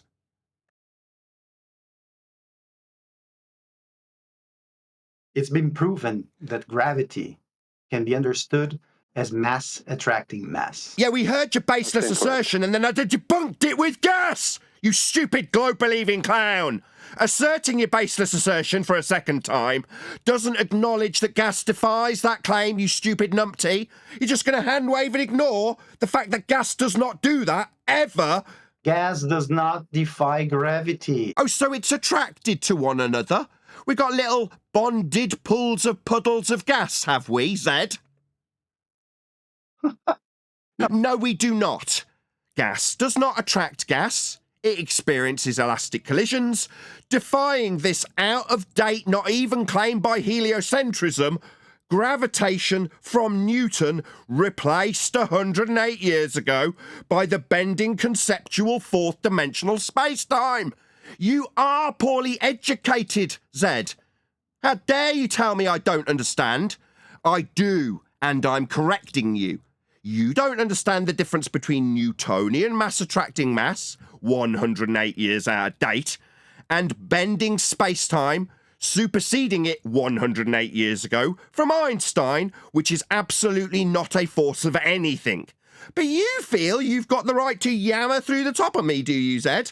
While I correct your dumb, poorly educated, globe-believing numpty ass on your incorrect assertion that mass attracts mass, after debunking it with gas behaviour on 3 separate occasions?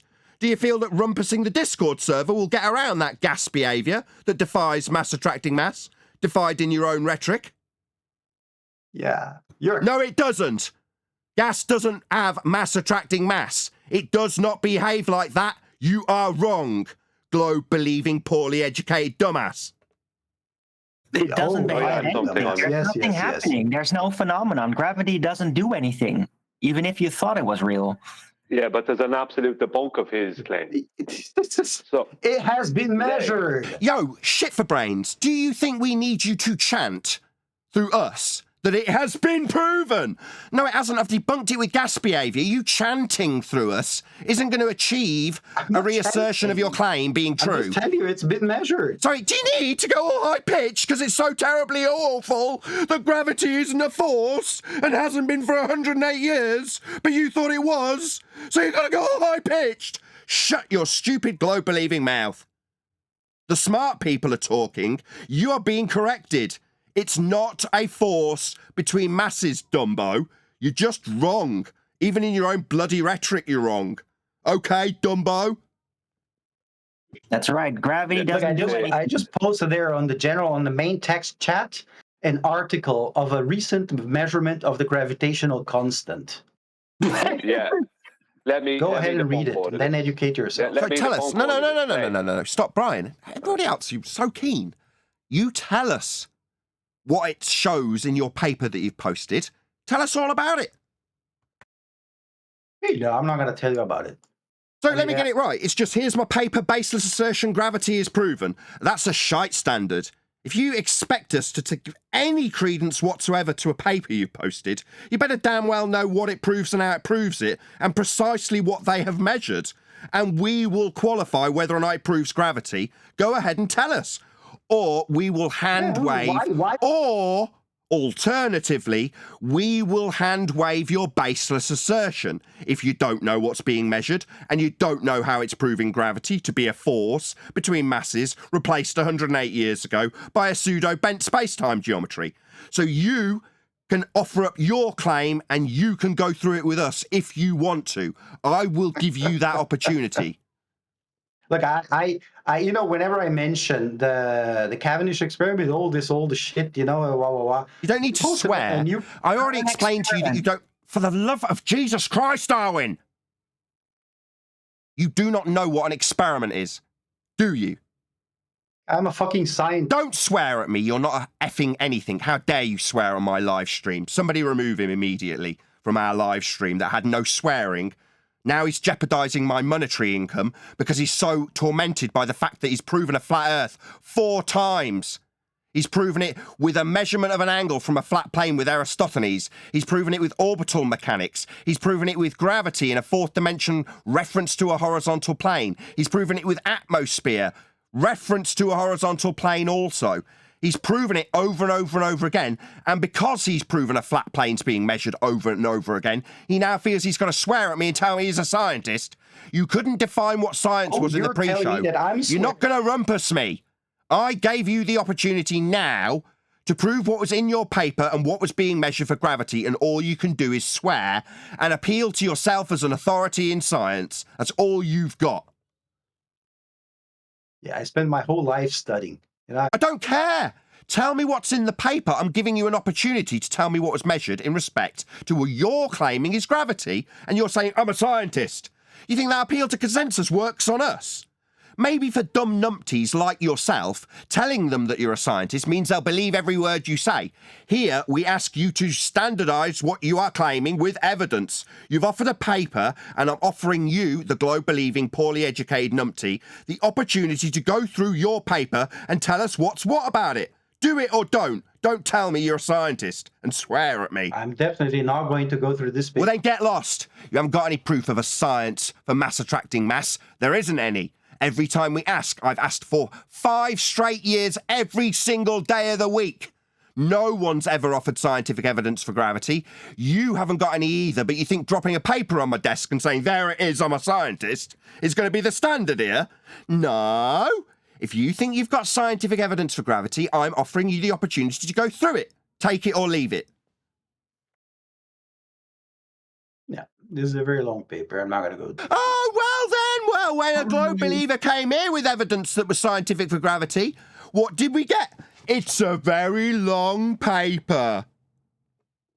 Yeah. Nathan, maybe he can just define what the scientific method is. I've already asked, you couldn't. Just read the abstract. You weren't here, Arwin. Thank you for interrupting yet again. You weren't here. I already asked him. He didn't do it. He didn't define it. He didn't know. No, Nathan. Ask him to read the abstract from this very long paper. Then it won't have to be very long. You can just read the abstract. That will then outline all the points and the questions that you've asked. He should know anyway. If he's presenting this, he should know the abstract and be able to present it concisely to us on a live stream so an audience can understand it. What we get is, I'm a scientist, it's a very long paper. Pathetic. Yeah, he has it completely wrong. I don't know what paper. I don't care what paper he's showing. It's completely wrong. What he needs air to do, right, within his paradigm, is to be attracted. He needs to be able to call the air a mass, and for that mass to be attracted to the center of mass of a globe Earth, right? But by a force of gravity giving the air weight. Now we know that in vacuum chambers, objects weigh more, not less, but they have to weigh less if his paradigm was even half correct. So the fact that objects weigh more in a vacuum completely debunks his claim that his atmosphere is held to the surface of his globe because the air is being given weight by a force of attraction, gravity. And even Sabine Hosselfelder recently corrected herself after she thought the same thing, and she was corrected somewhere in the background by somebody she obviously respects. Even she said that was wrong, I was wrong to say that. Even in the mainstream, they're starting to move away from what this man is claiming. Because objects weigh more in a vacuum, there's no way out of it. It's over. Now, besides the fact that Einstein came along, Einstein got rid of this 108 years ago, this is debunked purely by a vacuum chamber. There is no mass attracting mass. You're telling me if we put a scale in a vacuum chamber and we measure the weight of that, of a 1 kilogram piece, that is going to weigh more than 1 kilogram? Like, well, how does it weigh a gas? Yeah. How does it weigh gas? How does the scale weigh gas? But it's not about weighing gas, Nathan. No, sure it is. He said atmosphere. Sorry, did he not say atmosphere? Yeah, but hang on. Well, yeah, it is, but this is the bunker. When he weighs his object out, when he put the object in a vacuum chamber and weigh it without the vacuum chamber on, it will give you whatever weight. When you turn on the vacuum chamber and remove the air, it'll weigh more. Yep. Not less. Correct. It maximizes the disequilibrium between the surrounding and the object. I'm just supporting it. It does, but the point, but what it does is it shows that air doesn't have weight, because if air had weight, then the object has to weigh more when it's weighed in air. That's the way it is. But it's shown by industry that it weighs.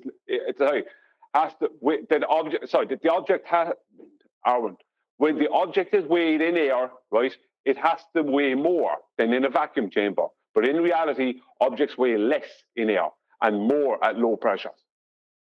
They do because of the disequilibrium maximization. But what you're saying is sort of correct. It should be that in the globe model. I agree. Because of the buoyancy of the air. Hold on. It's because of the buoyancy of the air that would have to. Yeah, but leave him say that, Arwin. Leave him go to that conclusion.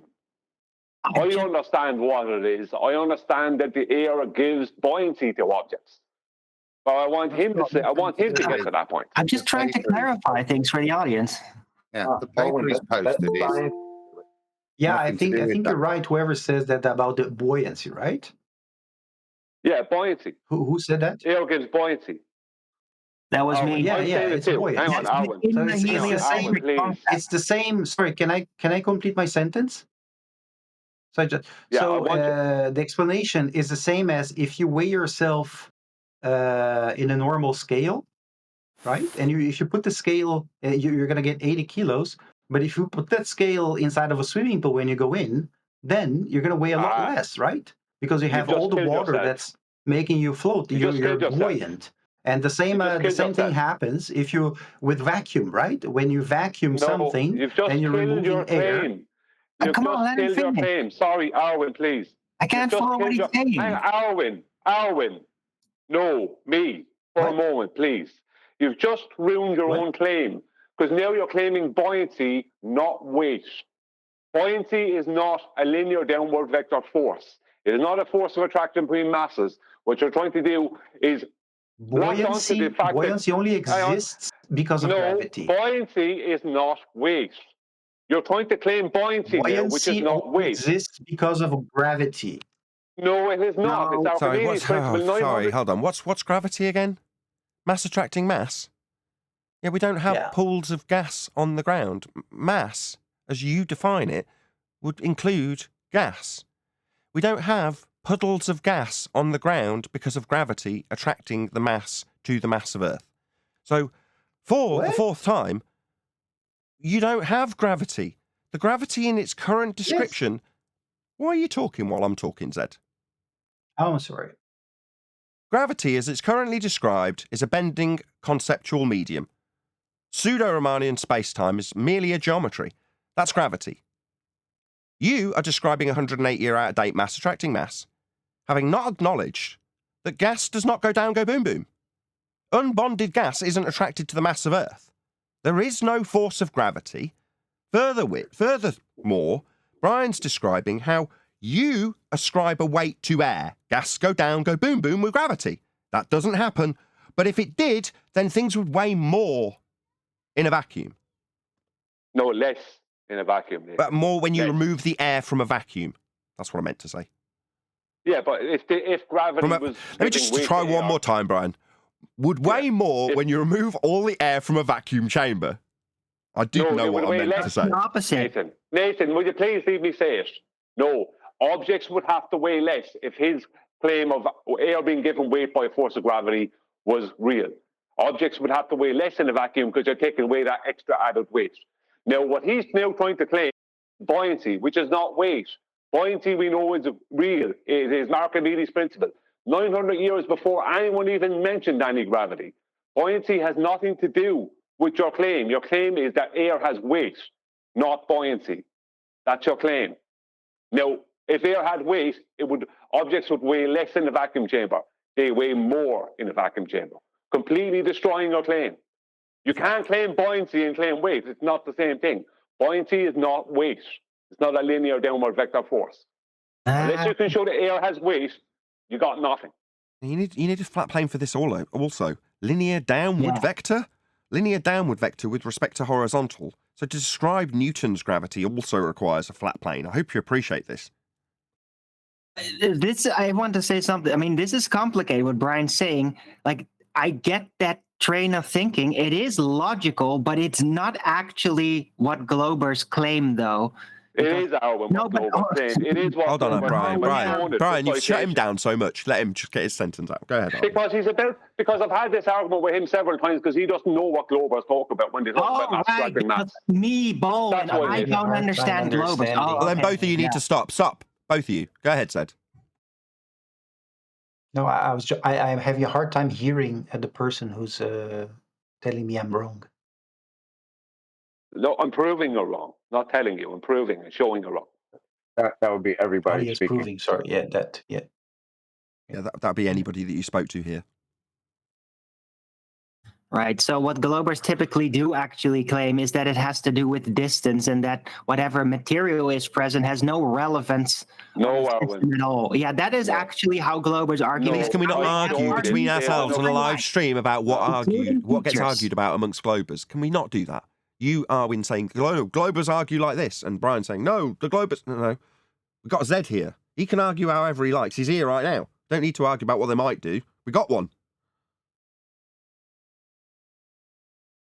I'm yes, curious. But I confess I am kind of lost on the argument there. But okay, you understand that when you say mass attracting mass, in terms of what you describe with respect to the ground and things moving towards it, that's a linear downward bias that you are asserting when you say mass attracting mass. Do you understand so far? Just need a yes. A linear downward bias. Gravity. You're talking about the okay.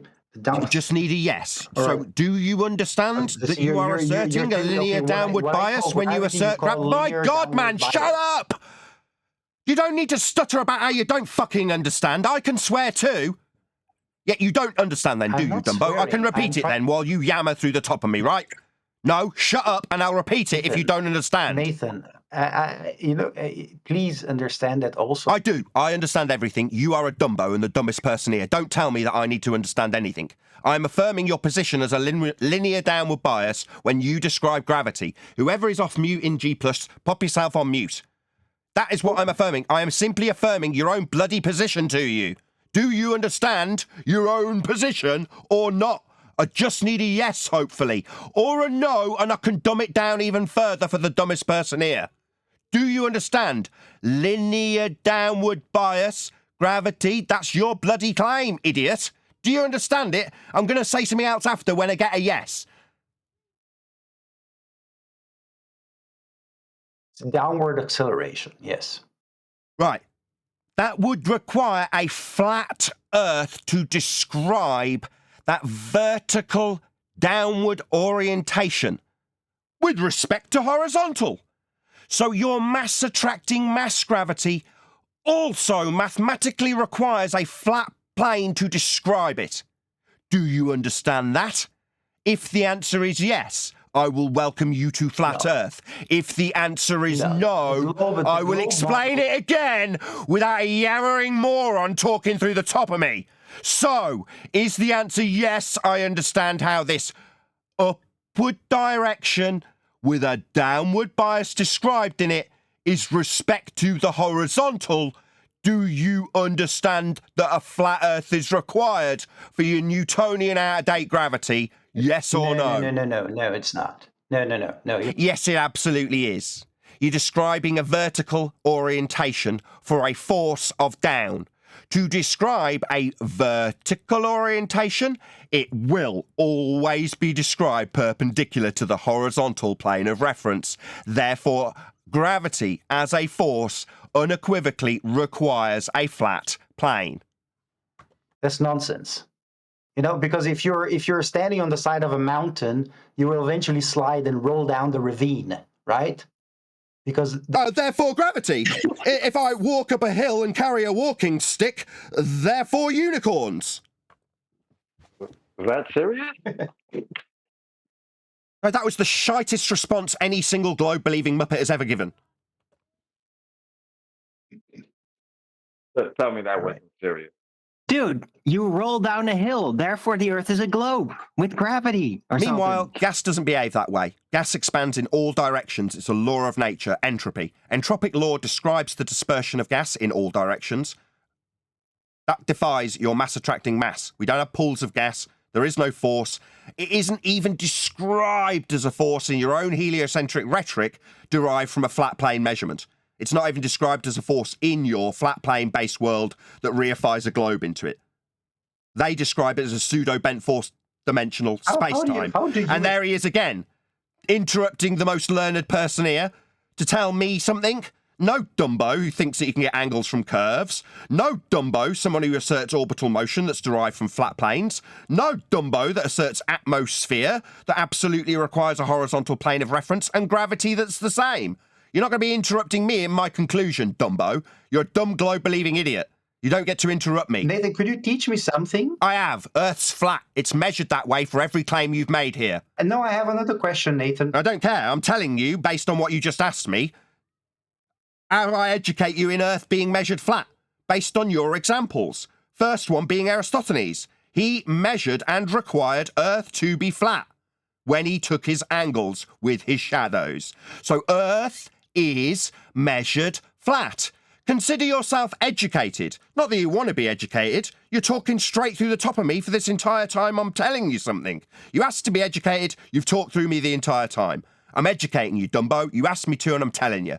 Earth is measured flat. It was measured flat in your examples. Indeed it was. Measured flat. Earth is flat. Feel educated. Welcome to Flat Earth.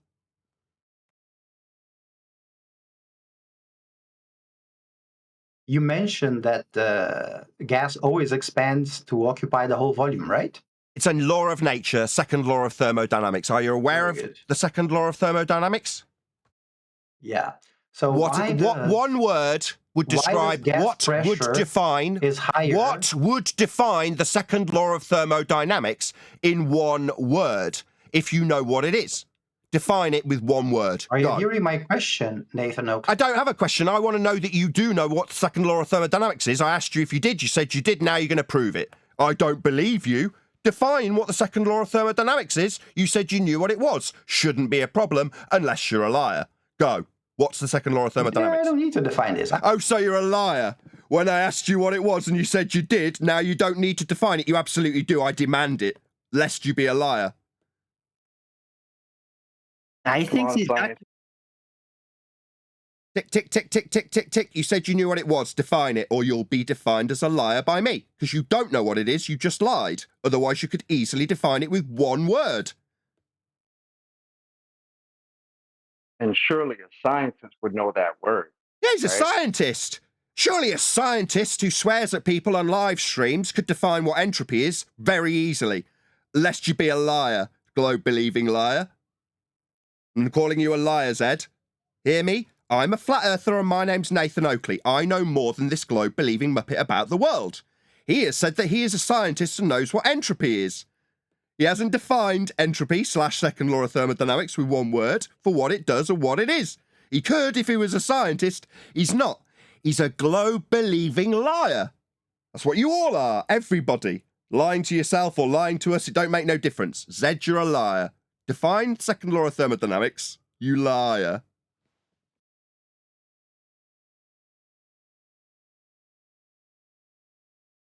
Cat got your tongue? I thought you were a scientist. No. Pathetic liar. You're not a scientist. Call yourself a scientist? Yes, you do. You're a liar. You're not a scientist. You know what entropy was. You could define it for my audience. Almost 100 people watching and you can't define what entropy is for them. You pathetic, lying, scum, globe-believing, pathetic weasel. This is what you've got, globe believers, to come on my show and tell me that you're a scientist and then fail to define what entropy is. This is what you've got. Meanwhile, we can prove how everything you come here and claim, including Eratosthenes, requires a flat plane to be measured. Doesn't it, Zed? You pathetic lying scientist? No, just a lying globe-believing cuck. You still have Stuttering much, globe-believing lying cuck?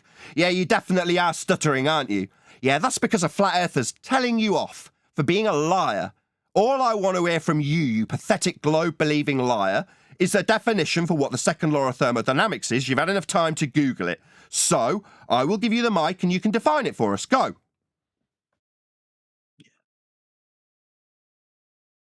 Liar. Not defining anything. Liar. Just another liar, globe believer. You all lie. It's what you got to do to try and convince people you're on a globe. Got to lie. Like this guy lied. Appeal to the consensus belief that if he's a scientist, he knows what he's talking about when he says gravity's proven. No, it ain't. Gas defies that. Second law of thermodynamics, gas behaviour, entropy, dispersion. How gas expands into an area of volume, as described in the second law, would defy your notions of gas being attracted to the Earth. It definitely isn't. It comes out of the ground upon production and disperses outwards, away from Earth, defying this 108-year out-of-date crap that this lying globe believer called Zed Squid has come here to lie to my audience about, because that's what globe believers do. Lie. You are not a scientist, Zed. You're a liar. Tell me you're a scientist again, lying scum, with a globe belief, being educated by flat earthers and humiliated for a live audience. Or describe the method or something, you know? Couldn't do that either. You weren't here, man. You weren't here. Couldn't describe what scientific method was, can't define entropy. Pathetic. That's what you globe believers are, just like this Zed scum. Come here to lie about being a scientist, to appeal to the consensus belief that anybody who says science somehow needs to be trusted. You can be put in your place by flat earthers like every other globe-believing liar who comes here, Zed. That would be me, the flat earther, putting you in your place with exemplary knowledge about the world you don't understand. You hear me, Zed? You just don't quite understand how Eratosthenes measured a flat plane. You just don't quite understand how gravity's derived from flat plane measurements. You just don't understand how equatorial values of a flat plane measurement of angles to Polaris are used to derive orbital motion. You just didn't understand, Zed. Just too stupid. Just behind the curve as far as this subject is concerned. We, on the other hand, do understand this stuff far better than you, and we understand how Earth is measured flat. We're trying to educate you while you tell us that we don't understand. You arrogant, lying prick.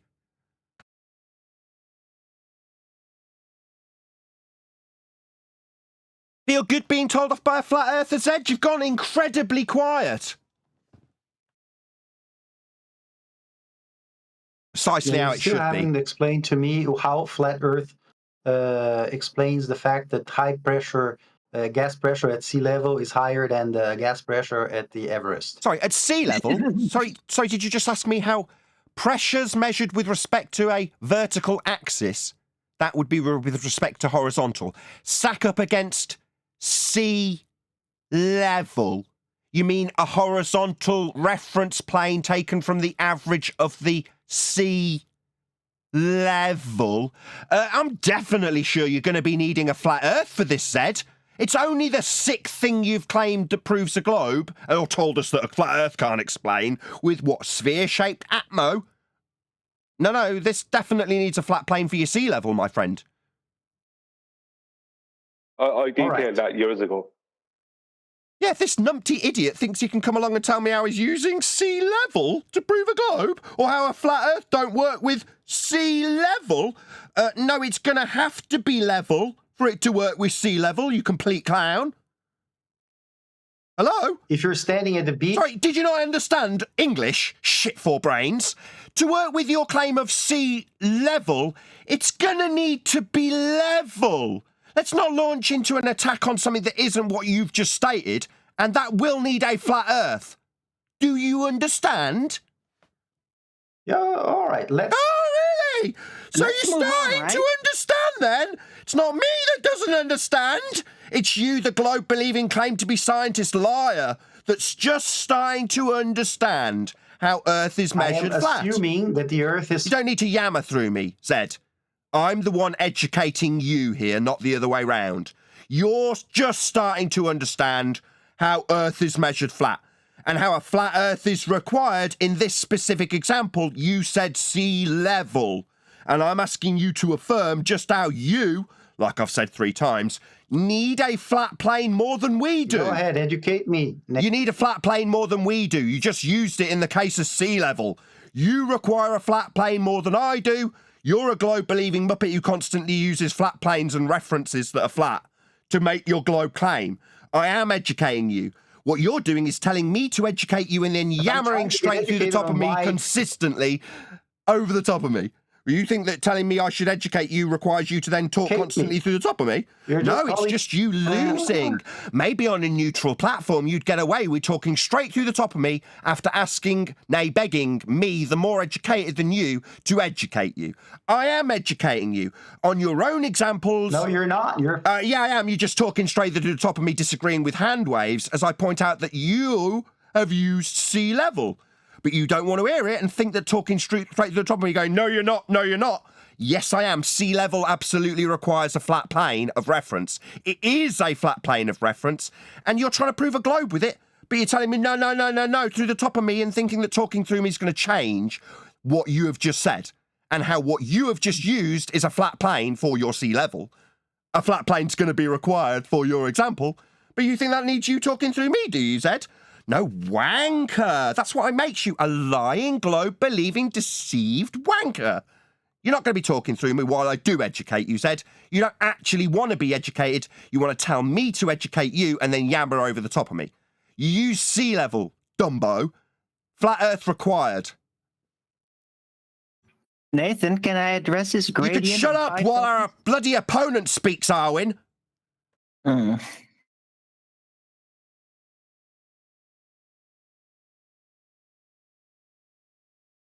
You use sea level. Not so easy when you're not talking straight through the top of the thing that absolutely annihilates your claim to be globe-proof. Is it easier when you're talking straight through the top of me?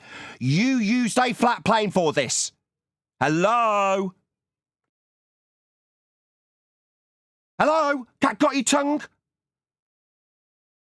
I'm educating you, dumbass. I'm looking for an affirmation. You asked to be educated. To educate you, I need you to affirm, Zed. That would mean that what you asked for is being given, and you're being very rude by not affirming that which I'm educating your dumb ass on. You used a flat plane for your example when you said sea level, Zed. In order to be educated, you need to affirm by coming off mute and saying yes, Nathan. Then you can thank me for educating you. Go ahead. You Nathan, have permission you do to not speak. Understand the globe model. So No, I wasn't talking about a model. I was talking about sea level that you referenced. That wasn't a globe model. It was sea level, specifically as you stated it. Do you need to change the subject, you lying little weasel? You asked to be educated. I've educated you on how you needed sea level. It's not curving, Dumbo. Now you need to affirm that you've been educated, you dumb shit. What globe model? We weren't talking about globe model. He referenced a horizontal plane and sea level, didn't he? Earth is flat for that. Hello? Zed, we're still waiting for an affirmation from the dumbest person here. there was someone who wanted to explain the gradient. Yeah, and when we explained reference to sea level, you needed a flat Earth for it. It's only about the 7th time You dumb, globe-believing, Yeah, lying sure. non-scientist who feels that he needs to yabber over the top of things he's being educated with. And And you can definitely interrupt me while I point you out as a globe-believing, non-scientist, lying, scummy wanker. Yeah, you can definitely talk through me. It's easier when I'm talking to talk, isn't it? Just affirm that you understand that sea level is level, and we'll move on with our flat Earth you've proven. I mean, do you even know what level means? Yeah, Do you? you're the one who used the word, so would you like to define what level means for us? You used it.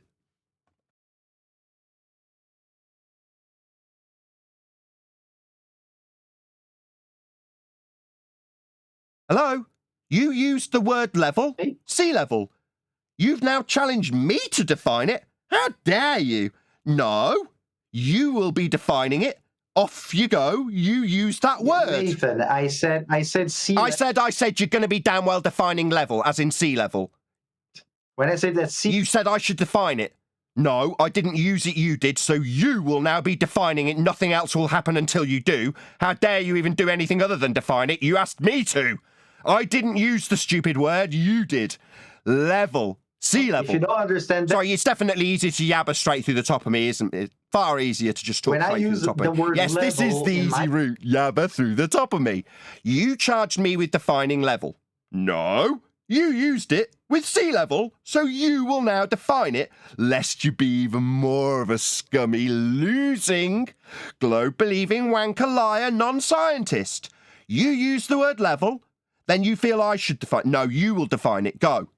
this is your show, right? Yes, so define level. You used the word. So let's hear you define your word. Sea level? Let's hear what the definition of level is from you, the one using it. Flat Earth required. Come on, scientist.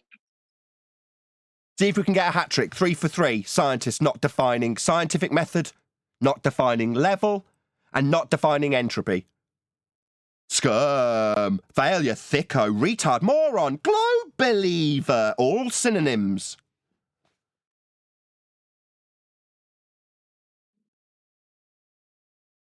So I'm confused. You thought coming here and declaring you were a scientist was going to give you the upper hand? Because all I hear No, is science. not really. No. No, I'm just being called so pretty why- educated why is and it all- stupid and... You are stupid. You thought you could get two straight lines to form a curved surface. That's stupid.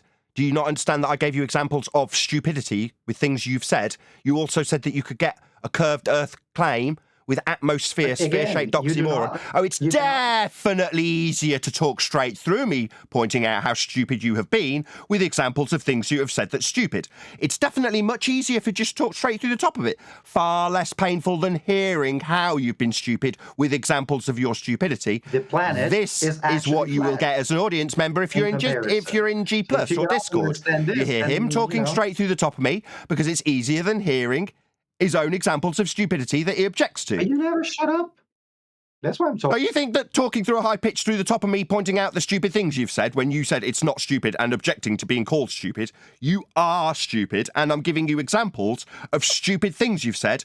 And what have you done? Like a stupid idiot, just started talking through the middle of me in a very high pitched voice.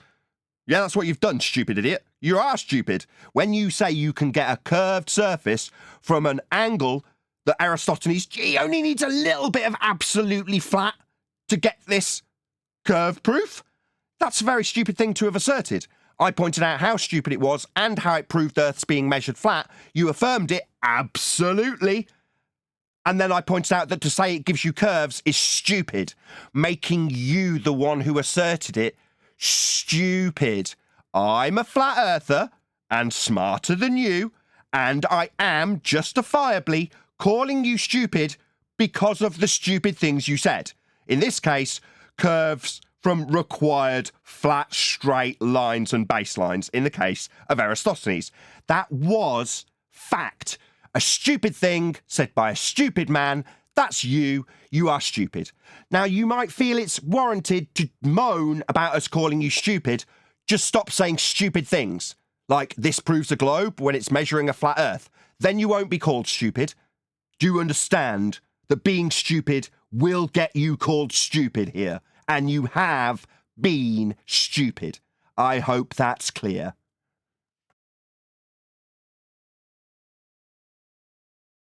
Is it? Stupid idiot with your angles that don't give you curves?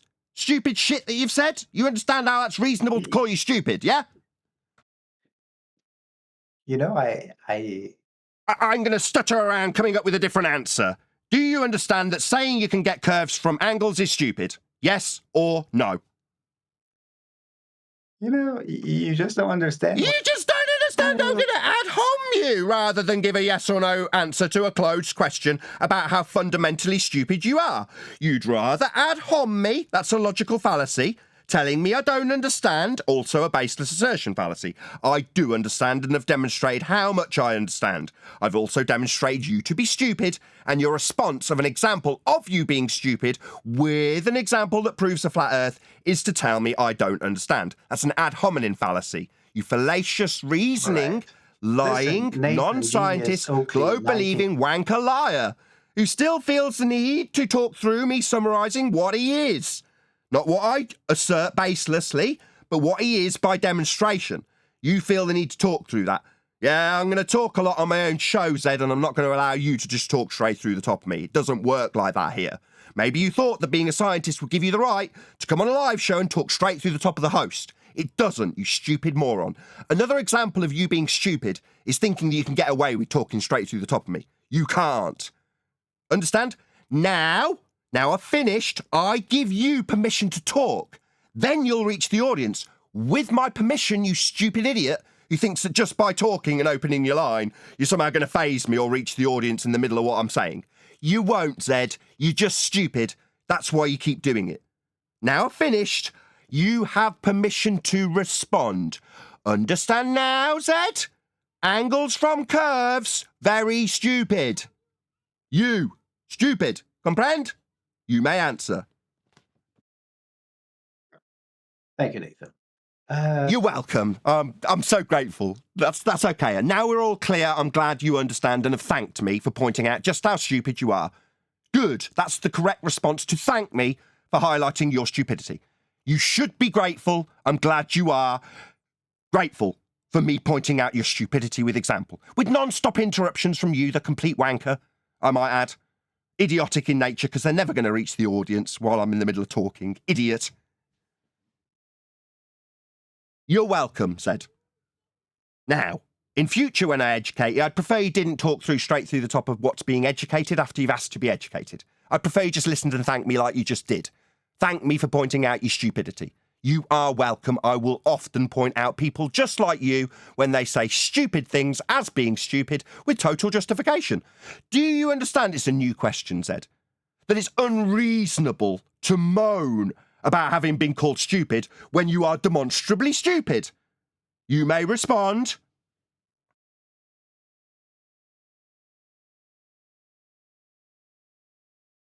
This is how you get treated, Globers. This is what you're reduced to, a pathetic, quivering, stuttering mess like Zed when you come here and tell me Earth's a sphere. This is what you'll get. This is the treatment that Zed's received for being stupid, for having the audacity to tell me that I don't understand when he's clearly the dumbest person here. This is what you will receive. An absolute dressing down from a flat earther. Someone considered to be stupid by society, who this muppet absolutely appeals to by telling them that he's a scientist. So I know where your standards lie and what you think is important, Zed. Yeah? Well, by consensus, I'm dumb and demonstrating you to be sick. So what does that make you in the eyes of society, Zed, given that the person considered more stupid than you has absolutely tore a strip off you and laboured how stupid you've been? Well, you object to it. And then I've taken the time to explain how reasonable it is to call a stupid, globe-believing, lying, non-scientist, muppet wanker, exactly that, based on what he's said and done. You can sit there in silence now, can't you, Zed? Ain't got much to talk through the top of me now, have you, muppet? Earth is measured flat, and you've given us loads of examples of it. I hope you enjoyed your time here.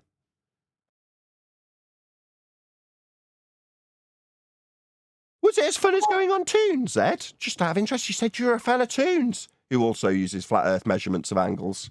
Was it as good? Did you get any pain relief from us affirming your globe belief here? When you proved Earth's measured flat with all your examples, did that give you any pain relief? Did that affirm your globe belief? Now he's completely shut down, hasn't he? Yeah? Can't even cope with a simple question now. Totally shut down. This is what you all will be reduced to here. Yeah? This is what you get for coming here and telling me I don't understand. Reduced to a pathetic idiot mess that can't even answer, can't even open his mic, can't even deliver a response to me.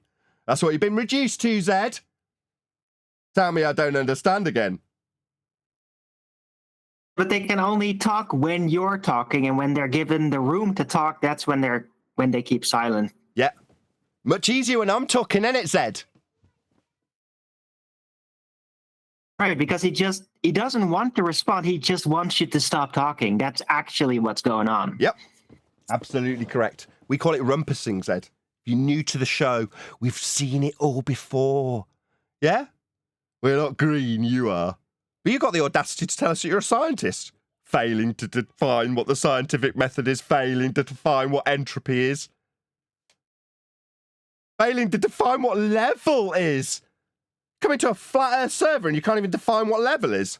Absolutely pathetic. This is the standard of the Globers. This is what we normally get. You're nothing unusual. You're nothing special. You're just the same as all the rest of them, Zed. Absolutely pathetic.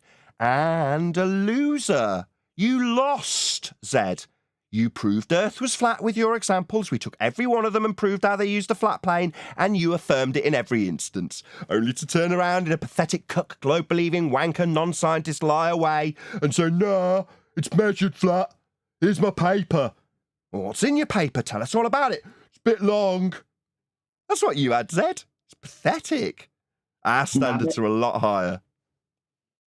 Whatever he thinks he is, he's definitely not a scientist in the physics department, because no physicist would ever rebut a question on entropy, how that relates to gas pressure, with what about the gradient question. Only globe believers and anti-flat earthers would respond that way. A physicist would never allow themselves to do that, because it's very shameful, and it's actually, what do you call that? A non sequitur, right?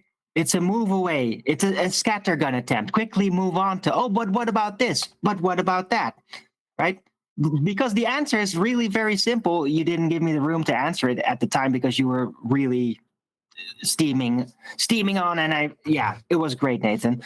But you can answer that question, what about a gradient in relation to entropy, very quickly. In 10 seconds or 5 seconds. And that is, in order to have a gas pressure gradient, you're going to have gas pressure. In order to have gas pressure, you're going to have a container. Anyone ever in my life say that, right? Including the smart one. So I've only heard it from you, Brian. I've never heard about that. Say what, Arwen? About your idea that if there's more gas pressure around it, right, it should weigh more, and if there's less, there should weigh less. No, that's not what I say. No. Arwen, you didn't listen. This is about the fifth time you have to listen. Don't fuck with me like this, dude. Stop swearing. Arwen, you don't know what you're talking about. Right, number one, we're all about. Friends here. Let's just take it one at a time. If there's a discrepancy between you, even if you've discussed it before, I'm fascinated, but let's have it one at a time. We'll start with He doesn't know what I'm talking about. You already said that we talked about this 4 times. Yeah, I do know what we were talking about. Right. No, when you don't. Yeah, I do. When you were shown to be wrong. I don't have any. Just one at a time. Owen. I'll tell both of you. Stop. Right. Just try it without the... I've already told you. I've already talked through the top of each other. Just wait for a gap. Please, I want to hear it. Past couple of times that this subject has brought up and you argued against it, right? You were shown to be wrong with citation. Adam even went and got the citation the last time, and I think Adam got the citation the 2 times before that, or someone else, John retracted, or someone got it. But Adam got it the last time, which showed that you didn't know what you were talking about. I know about the distance thing. Right? I know about the distance thing with their claimed force of gravity. It's the bunking of that claimed force of gravity. That's what the vacuum chamber does, and the weighing of things in vacuum chambers. That's what debunks it. Right? I don't think you understand what I'm saying concerning the vacuum chamber, because you weren't able to detail it there a moment I ago. was there the previous 4 times, and I objected Tell me what it every is. Then. single time. Tell me what it is. Make sure you let him. Go ahead, Darwin. What? Well, you claim that the globe requires the reverse of the reality, namely that things would effectively weigh less in a vacuum chamber. When in reality, the disequilibrium between the object and the surrounding maximizes, causing it to weigh more. And that, according to you, Brian, that shouldn't happen in the globe model. That's exactly right. That's exactly right. No, because Erwin, they completely right. fixed it by replacing everything about relative density with buoyancy and then Erwin, on. no. You're Totally missing it. Yeah, see, this is what happens You're wrong. every single time. You're wrong, Erwin. Nathan, You're wrong. Nathan? Yes, I know, Arwin. I'm going to interject, but you're both doing it. You got to let him finish, Brian. He's nearly there. He's 10 more seconds in. He got to the end of that statement. How many times, Nathan, do I have to go through this with this person? It's not for you. It's for the audience. I keep telling them that. They're just too passionate about it, which is fine. I want that. 99 people. So close to 100 today. Urgh.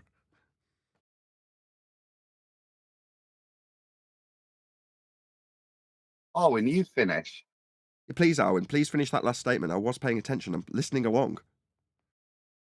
Yeah, okay. So what's actually happening is something we discovered very early on in the flat Earth debates, even before the Black Swan, about the nature of gas pressure and vacuum chambers. And that is that they have density buoyancy pegged with the relative density system and then superfluously add on the presupposition of gravity to insinuate the cause of that. Right? And that, when they try to explain that, that's when you get into the fluids nonsense and the gravity pushing it. It's all nonsense after that point. Right? But the practicality is they have it pegged so that they say buoyancy. No, of course it weighs less because there's less gas around it to push it back up. More. To push it back up, because that's what less dense gases would do in their model, according to buoyancy, right?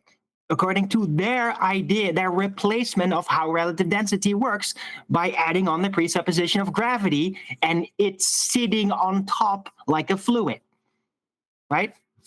That's how it's reasoned out. And that's why in that very model, it works out exactly like it does in reality. I think we got to the okay. And now I'm done. Thank you. We got there. You were just reiterating it twice at the end. We got to the end. I heard it. I didn't need your reiteration. I'm glad we got it. I'm sorry I interrupted it. Brian, go ahead. Yeah, I think this won't be the last time I bring this up on the show, Nathan, because it's absolutely impossible with Arwin, right? Arwin, I know exactly what these people claim. Exactly what they claim, which is why I wanted the guy to say, buoyancy.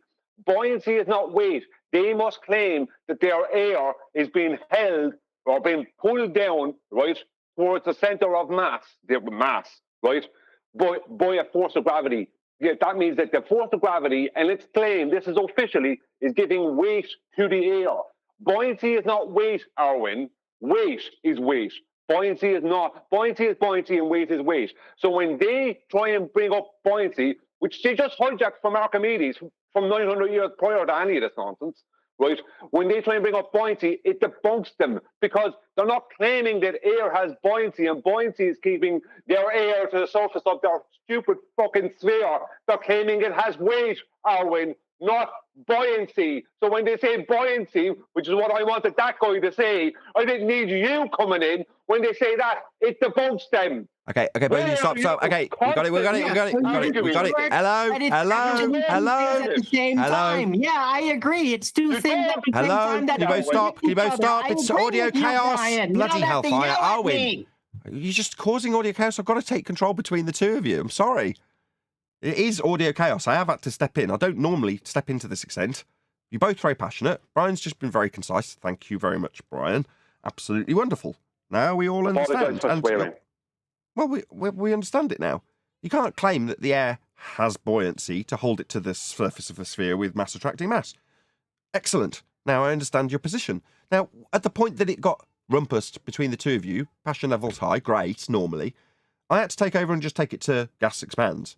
Because we weren't going to get to the end of that in the live show. I could detect it after the third attempt. Now, that's nothing personal against you, Arwen. It's just how it sometimes goes when you want to disagree with someone and they fundamentally want to stop you in your tracks and you won't let them. That just is an impasse that we won't pass on a live show unless I interject. And in that instance, I didn't know where Brian was going. So I've got to just take it somewhere else with the guest, with Zed, because otherwise I don't know where Brian's going to take the point.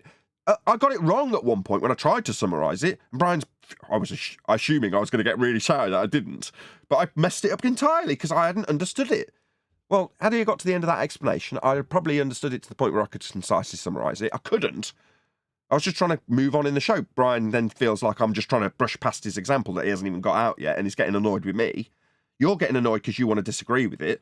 But at the point that someone's saying, I must stop you here, is what Brian's doing. But sometimes he's having a go at you personally when he does it, which doesn't help.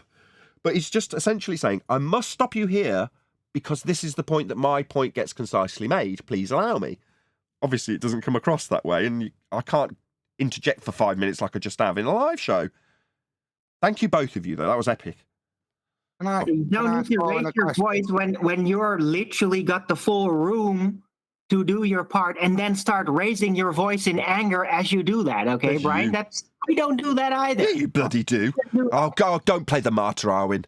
It's not a martyr. This is about social conduct, yeah? Arwen, I've got a question that's relevant to what you were saying, if we can move it on instead of talking about sensibilities, if you're happy with that. I think you've got a point, and I think if you can expand on your point again, I'd like to add to it. Brian, don't interrupt, but can you just explain your objection to it with regards to the substitution of buoyancy as a play out of relative density disequilibrium where they invoke G into the term buoyancy? I think if that's your point you're making, it's quite relevant, and I'd like to expand on it, but will you make it again? Thank you. Yes, it is very relevant because what they've done is they've taken the real world measurements and the system that we can explain through relative density mechanics perfectly.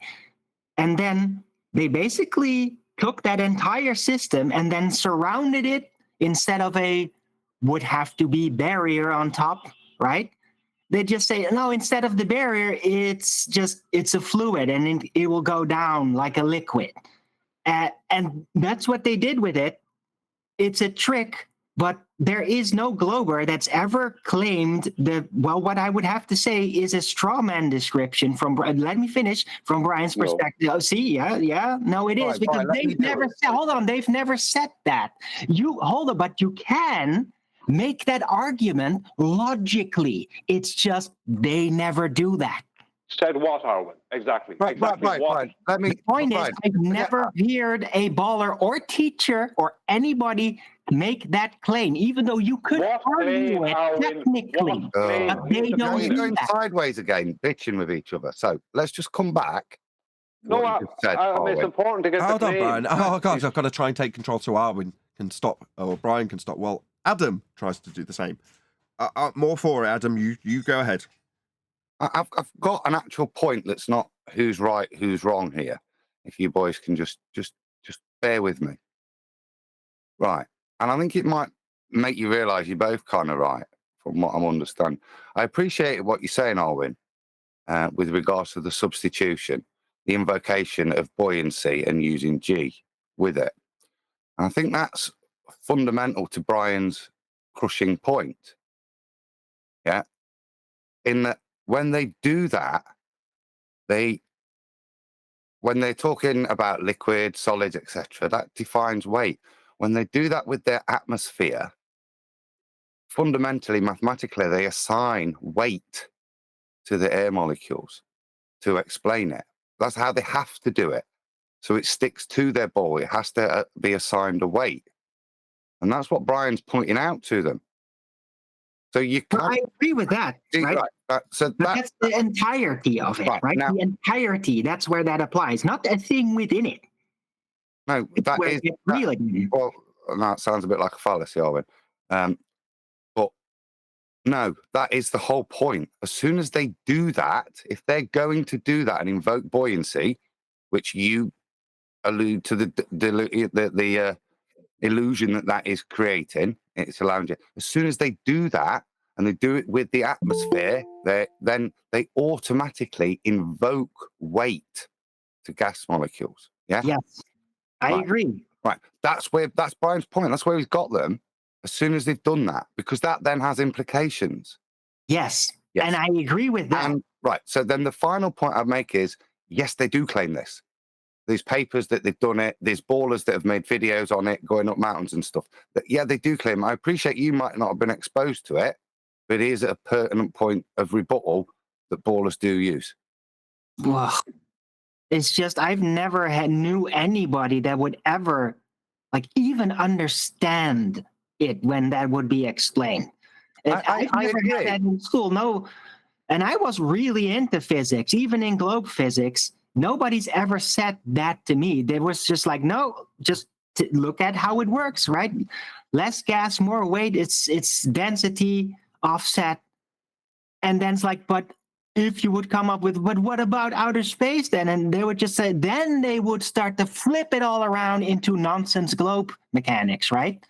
It's like, as long as it's right here, you can use the actual physics. But as soon as you go into the mythical land of beyond outer space, then you have to switch to globe mechanics. And that's what they've always done. Because if you introduce the globe mechanics too close to your face, you get crazy nonsense stories like Neil deGrasse Tyson saying that the football hit into the goal because of Coriolis deviation. That's what you get from that. Yeah, but Arwen, go on, Chocolate. I'll go after you.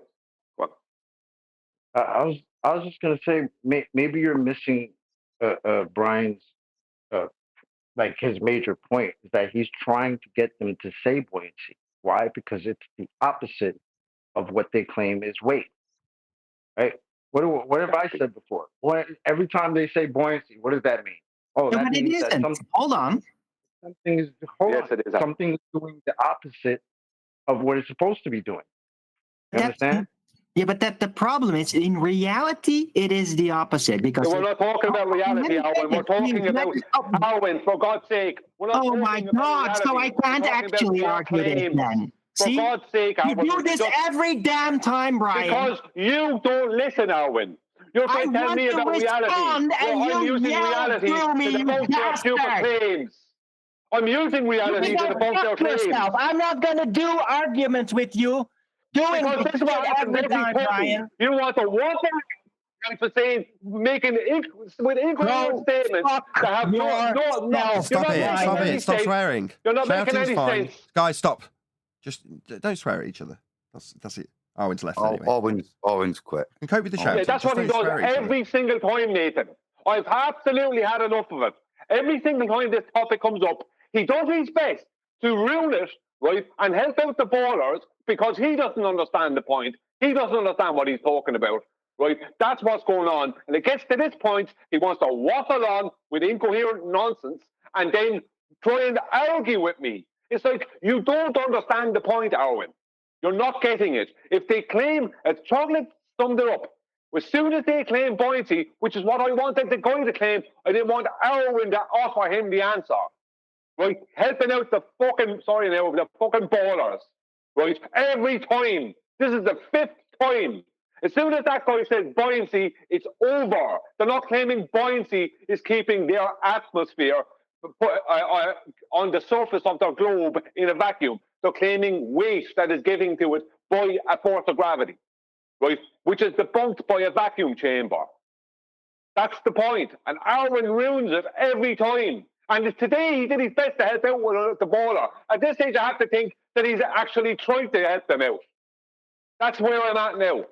Because he does this every time. And every time he leaves, he goes on with nonsense. And as soon as he's challenged on it, he leaves. What after he's helped out the ballers? I'm sorry, but it infuriates me. This nonsense with him. Every time he rounds that point. Every time. And he starts talking about, but what they say then, there is no them then. That debunks the heliocentric model. If they don't have air having weight being held to the surface of the Earth, then there is no heliocentric model. Because that's how they overcome the vacuum that the air is supposed to be in without a container. That's how they deal with that. And Aaron wants to go into his little imaginings about this, that, and everything. But in reality, relative density, yeah, we know that's the point. I know buoyancy exists in reality. I know what causes buoyancy. I know what buoyancy is. Right? It's not weight. That's the point.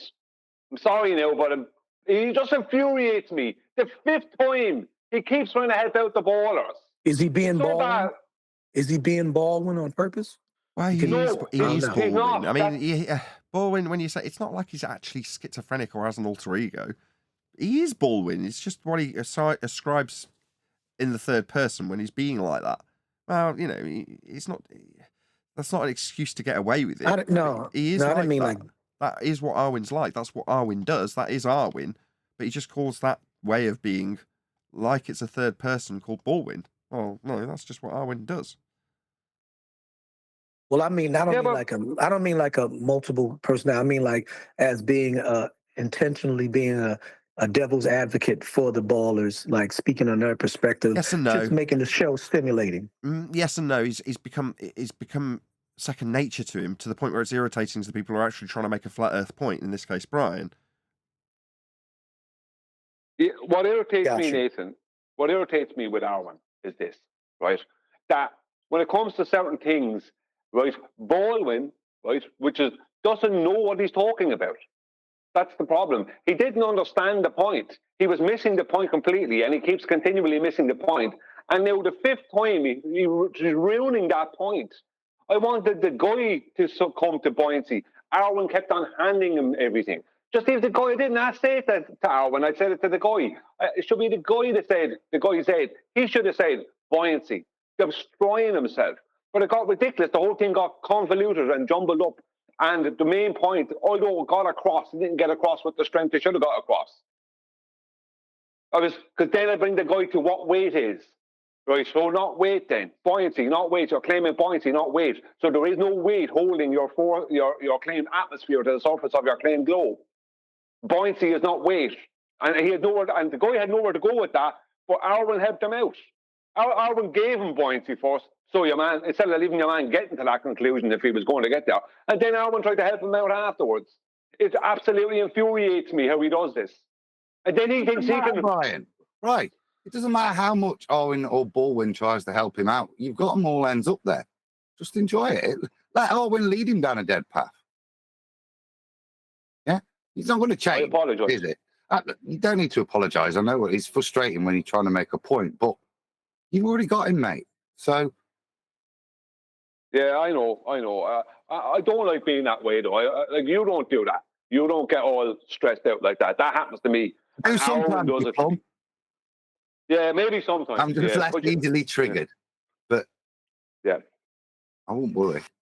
Last time I saw that happen was when John, when Refractive and him was, it's like after show, and they were going at it with the Earth rising thing, and Arn was trying to rationalize why the concept is what it is, and Refractive wasn't having it, and they was like, it was ridiculous. Yeah, Arwen gets lost in their concepts and starts listening to the rebuttals they give to themselves, not to us, to explain something. Like that guy would have walked away going, buoyancy, that explains that. No, it doesn't. But Arwen would have walked away with buoyancy too. Buoyancy, yeah, that's what they're claiming. And walked away missing the point. And he does that with a lot of things. It's like, no, you get lost in their little imaginings.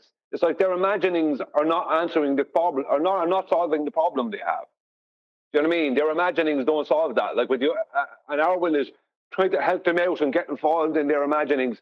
Like, this is not the time for that. When you're dealing with a baller, it's not the time for you to start getting lost in their imaginings, going into your imagination and coming up with fantastical ideas. That is not helping anyone here. That's Yeah, okay when because it's just us, or we're just laughing about it. Come on. right, not on a live show, but like when I popped in and had, as Michael said, can I make it shorter? My dissertation, I was saying, as far as for their convenience, for their complete convenience of their fantastical concepts, it happens to be that the vector is going down, that they can throw all of these things of electromagnetic static, whatever, and all this other junk and crap, where they can't just take the simple explanation that is relative density. The medium is thin as fuck, and what you drop in, various things that are matter, do different things. Like, like maybe a styrofoam ball would fall slower than a baseball or a rock, but they're both going to go down. Ain't got nothing to do with no force or do it's just that they're falling through the medium, which is thin as fuck. You know what I'm saying? Why you got to talk about, well, that's to do with this? Stop it. Stop it. No swearing. It's that simple. Sorry. Just stop it. It's not that complicated. Not everything goes down. Gases prove that. Clouds prove that. But things that are of liquid and of solid matter, yes, they go down. They go down differently through water than they do through the air we breathe, but they go down. So for their convenience, it's the downward vector that they can throw all of these fantastical, never be proven, never empirically proven, wondrous, well, what if, imagine if, could it be this concepts. But it's just that simple. It just goes down, period.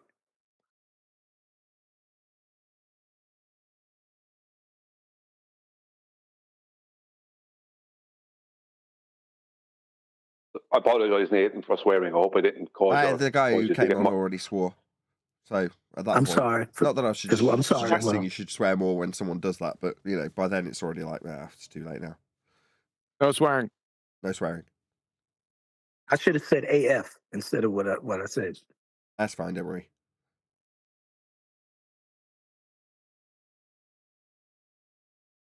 It's a tell, when you start getting all sweary because you're losing, it's telling, isn't it?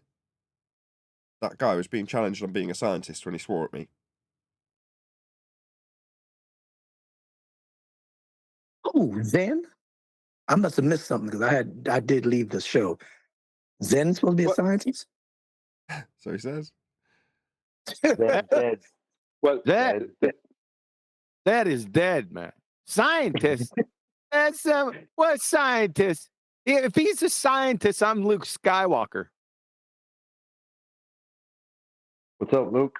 I'm Darth Vader and I'm your I father. am not your father. Dead. Hey, yoo-hoo, Zed. Hey, what's up? Zed's Zed dead. is here. Zed is not dead. Zed's dead. Zed's talking to you right now, Kiwi. Oh, is he? Scientist. He's the scientist. Are we Really? going to have a more mellow conversation now? Let's try this out. Boy, you step right from the fire, right into the blast furnace. What's a hypothesis? What's hypothesis? Yes. Yeah, it's when you make observations and you're trying to understand the observations that you made. And then you said, okay, I have an idea of why I'm observing this. And then you come up with an idea, and that's going to be your hypothesis of why the observations that you made. That's not a hypothesis. No, it's not. Well, you tell me now what's a hypothesis. You would fail 5th grade general science. So sorry, again, I didn't hear. He said you'd fail 5th grade general science. That's where you get taught the scientific method.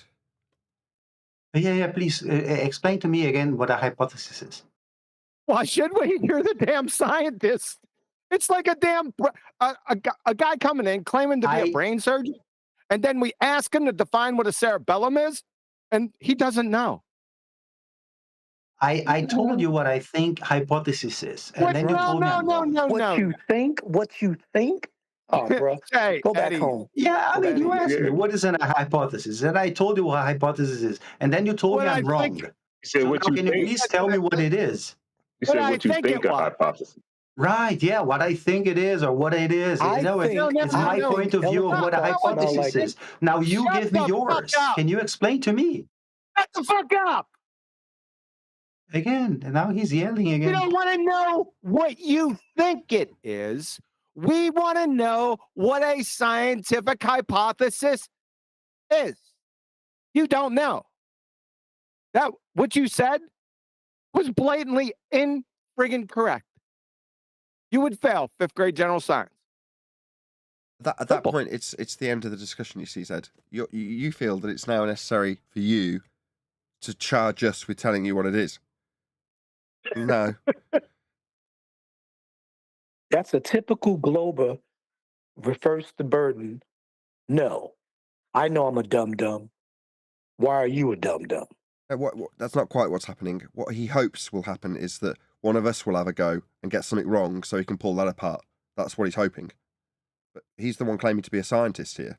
So wouldn't you expect him to know? When he doesn't, that's the cue for guffaws of laughter and pointing out that he's just a none liar. of you have the ball. And for him to start interrupting me when I point out that the consequences of him not knowing that are that he's dumb as all hell and isn't a scientist.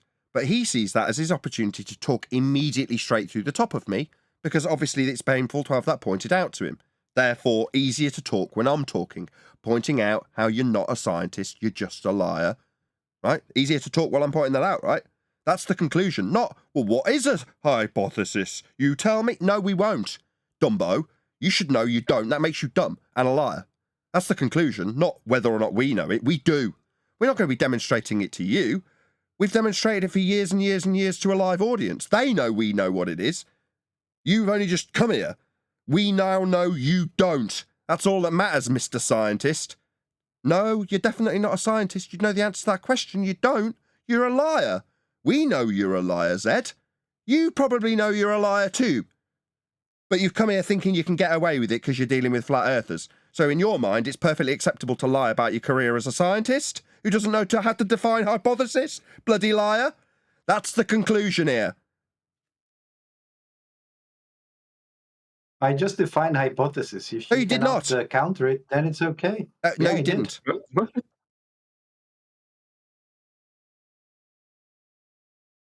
Your idea of what is happening. That's what you said. If you knew if you were really a scientist, you would know what a scientific hypothesis is. Yeah, and the reason you would know what it is because you would literally be using them and while you're doing science experiments. The fact that you don't know what a scientific hypothesis is means that you've never done a scientific experiment, and it means that you, regardless of what credentials you claim to have, it means you can't be a scientist because it means that you never did one science experiment. So you can't call yourself a scientist. It's no matter what does that credentials you even have. mean, guys? Who introduces themselves as a scientist? What does that mean? Zed did. I know he did, but what does that even mean? It doesn't mean anything. I'll tell you what it means, Adam. He was able to do a double Windsor knot on a tie with one hand and said, that's the science to it. And he claimed that as being a scientist. Because he said there's a science in tying a double Windsor knot in a tie with just one hand and one hand behind your back. Maybe it's an appeal to the audience. What I mean by that is an appeal to the consensus view that if you say science, or in this case scientist, it automatically infers that what he's saying is true. So when he says gravity's been proven, it's been measured, I'm a scientist, he expects that to have the effect of everyone believing him. That's what that's what he's trying to achieve. That's the point. It's the vernacular. Go ahead, Adam. Sorry, I wanted to hear what you thought at the end. This is going to be interesting. Go ahead. It's just the vernacular. If you're gonna say scientist, then generally you would probably assume that you've got a Bachelor of Science in some field, and when you do that, like if you walk around, you don't go, "Hi, I'm a scientist" to people. You'd say, "Hi, I'd say I'm a pharmacist, or I'm a doctor, or I'm a physicist, or I'm a chemist, or I'm a molecular biologist." You describe the field in which your qualification in one of the fields of science is applicable to. You don't come and go, "Hi, I'm the scientist."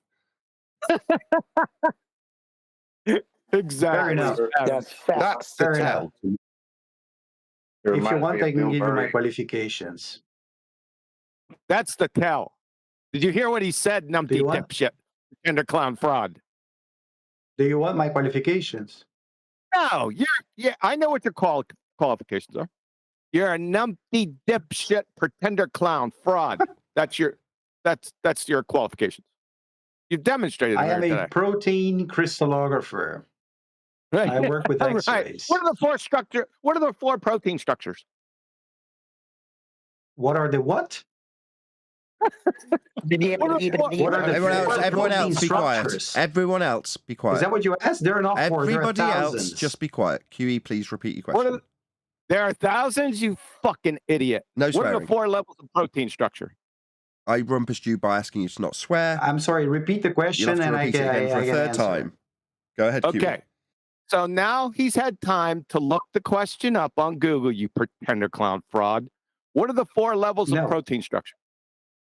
It's a You're trick talking question. about the secondary structures. We have alpha helices, we have beta sheets, beta strands, we have loops. Is that what you're talking about?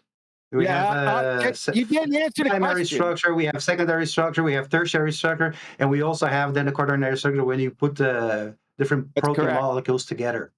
When they make Well, dimers you and finally trimers. got it right. Well, it took you long enough. Why did he? Yeah, I said that I'm a protein crystallographer. I can explain what crystallography is as well if you want. Okay. But you seem like when he asked you a basic question, the fundamental question, you went, what? Yeah, when it comes to sorry, the words properly. Okay, I'm sorry if I did not understand the words properly. My apologies. Well, you did respond with saying there's thousands of them. Okay, sorry, just a quick Yes, question. that's what you said. So I said there are thousands of different proteins. There's a database. If you go there, it's called. I can give you the database. Okay, thank you. So, what does crystallography have to do with? Hold on a second, Nathan. That wasn't the question that I asked you. Shut up. I asked you, what are the 4 levels of protein structure? And you said there were thousands of them. Then you came out with the right answer after you laughed at you. Then you came out with the correct answer after you Googled it, after we laughed at you. Yeah. Yeah, I just posted a website that you can visit Who gives a where you shit? have thousands of protein structures. Yeah. Who gives a shit? What's the quaternary structure of albumin? Albumin. I don't know, but I don't know by heart. I think I'm going to know by heart all the structure of all the proteins in the bloody database. Of course not. Fair enough. Okay, so my question is, what does what was the profession again specifically? Hang on, Nathan. Just one question. Protein crystallography. Crystallography. What does that have to do with? Oh, god damn! It has nothing to do with flat Earth. Why are you leaning on that like it has any credence then? I'm not. No. Because I said in the beginning, oh yeah, I am a scientist, and then now you said, he's not a scientist because he just said he's a scientist and not giving the specific thing. So I'm giving you the specific science where I'm specialized. This is what I'd like to continue then. Can I ask the question? No. Questions. God damn! Hello. Yeah, calling Nathan on profanity. Right, so oh my god, it is the 6th attempt. So, crystallography. Does this deal with cause and effect reasoning? What phenomena is it you're studying precisely? Okay, crystallography is a technique in which we use X-rays. Please, can you be quiet? Okay, so the first thing we do, we purify a specific protein of which we want to find out the 3-dimensional structure of it. And then we make crystals of these proteins. And now these crystals, we're going to put them in front of an X-ray beam. And we're going to spin the crystal in front of this X-ray beam. And as we spin the crystal, we make photographs with a very special camera. And then from the measured photographs, we can do a bunch of calculations And these calculations will give us the positions of the atoms that make up the protein. And this is how we determine the shape of protein molecules. Protein crystallography. That's what we do. So describing things shapes. That's not science, though, is it? Exactly. Well, that's what the pharmaceutical companies use to design new drugs. You know, they find a target protein from a certain parasite. So what? I know guys that make crack. Hello, guys, Jesus Christ! If I have to ask you again, I'll really lose my shit with you. Can you hear him talking? Go ahead, Zed. Should I continue? Yes, please do. So, he already he just finished. He didn't. He's just got a little bit more. We just want to hear the end, so he feels like he's got everything he wants to say out. Then we will rip it to shreds. I thank you to just let him finish. I like that, Nathan. Thank you. So I'm going to continue then. So, pharmaceutical companies, they will investigate a disease. And for instance, the COVID, that's one of them, right? So they can find out what the DNA or the RNA that describes the spike protein. They will sequence that. They will produce proteins the same way the virus does, but just the spike protein, right? And then they're going to do this protein crystallography experiment, and they will find out the shape of this protein. So and that's then, not an experiment, though. While they look at the shape of the protein, then they can come up with small molecules that might fit and attach to the spike protein and prevent the spike protein from attaching itself to our cells. So this is what they call structure-based drug design. Okay. There, I'm done. Now please shred me to pieces. It's not shredding, it's just not science. Why not? Science deals exclusively with the cause of naturally occurring phenomena. That's formulation. Well, X-rays are natural. I mean, natural phenomena in science is not supernatural. That's what it means. So a man-made thing is still a natural object. So, no, it would be man-made. Yes, but it's natural. It's not supernatural. No, natural. You know, science deals with natural. My bad. I just need to correct you. That means you need to stop. That means you need to stop. That means stop. Oh shit. Hello? Yes. No. Yes. That means I'm going to respond to you, hopefully without you constantly yammering for the next 5 minutes through the top of one point that I'm trying to make to you, where you are wrong. Man-made is the antithesis of natural. Science deals with natural phenomena.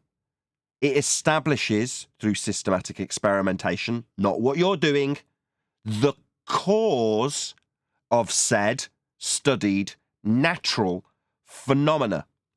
Now, if you try and figure out the cause of something a man made, it's that a man made it. You already know what caused it. A man made it. Man-made is not natural, as you have just stated. This is another example of something stupid you have said.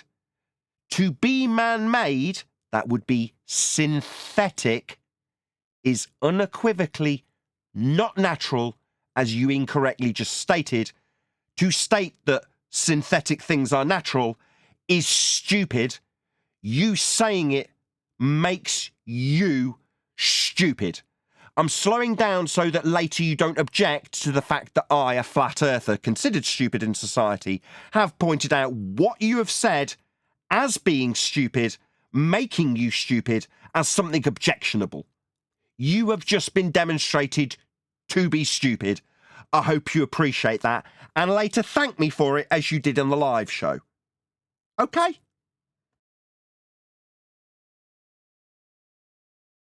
Synthetic, man-made, you said it was the same. Wrong.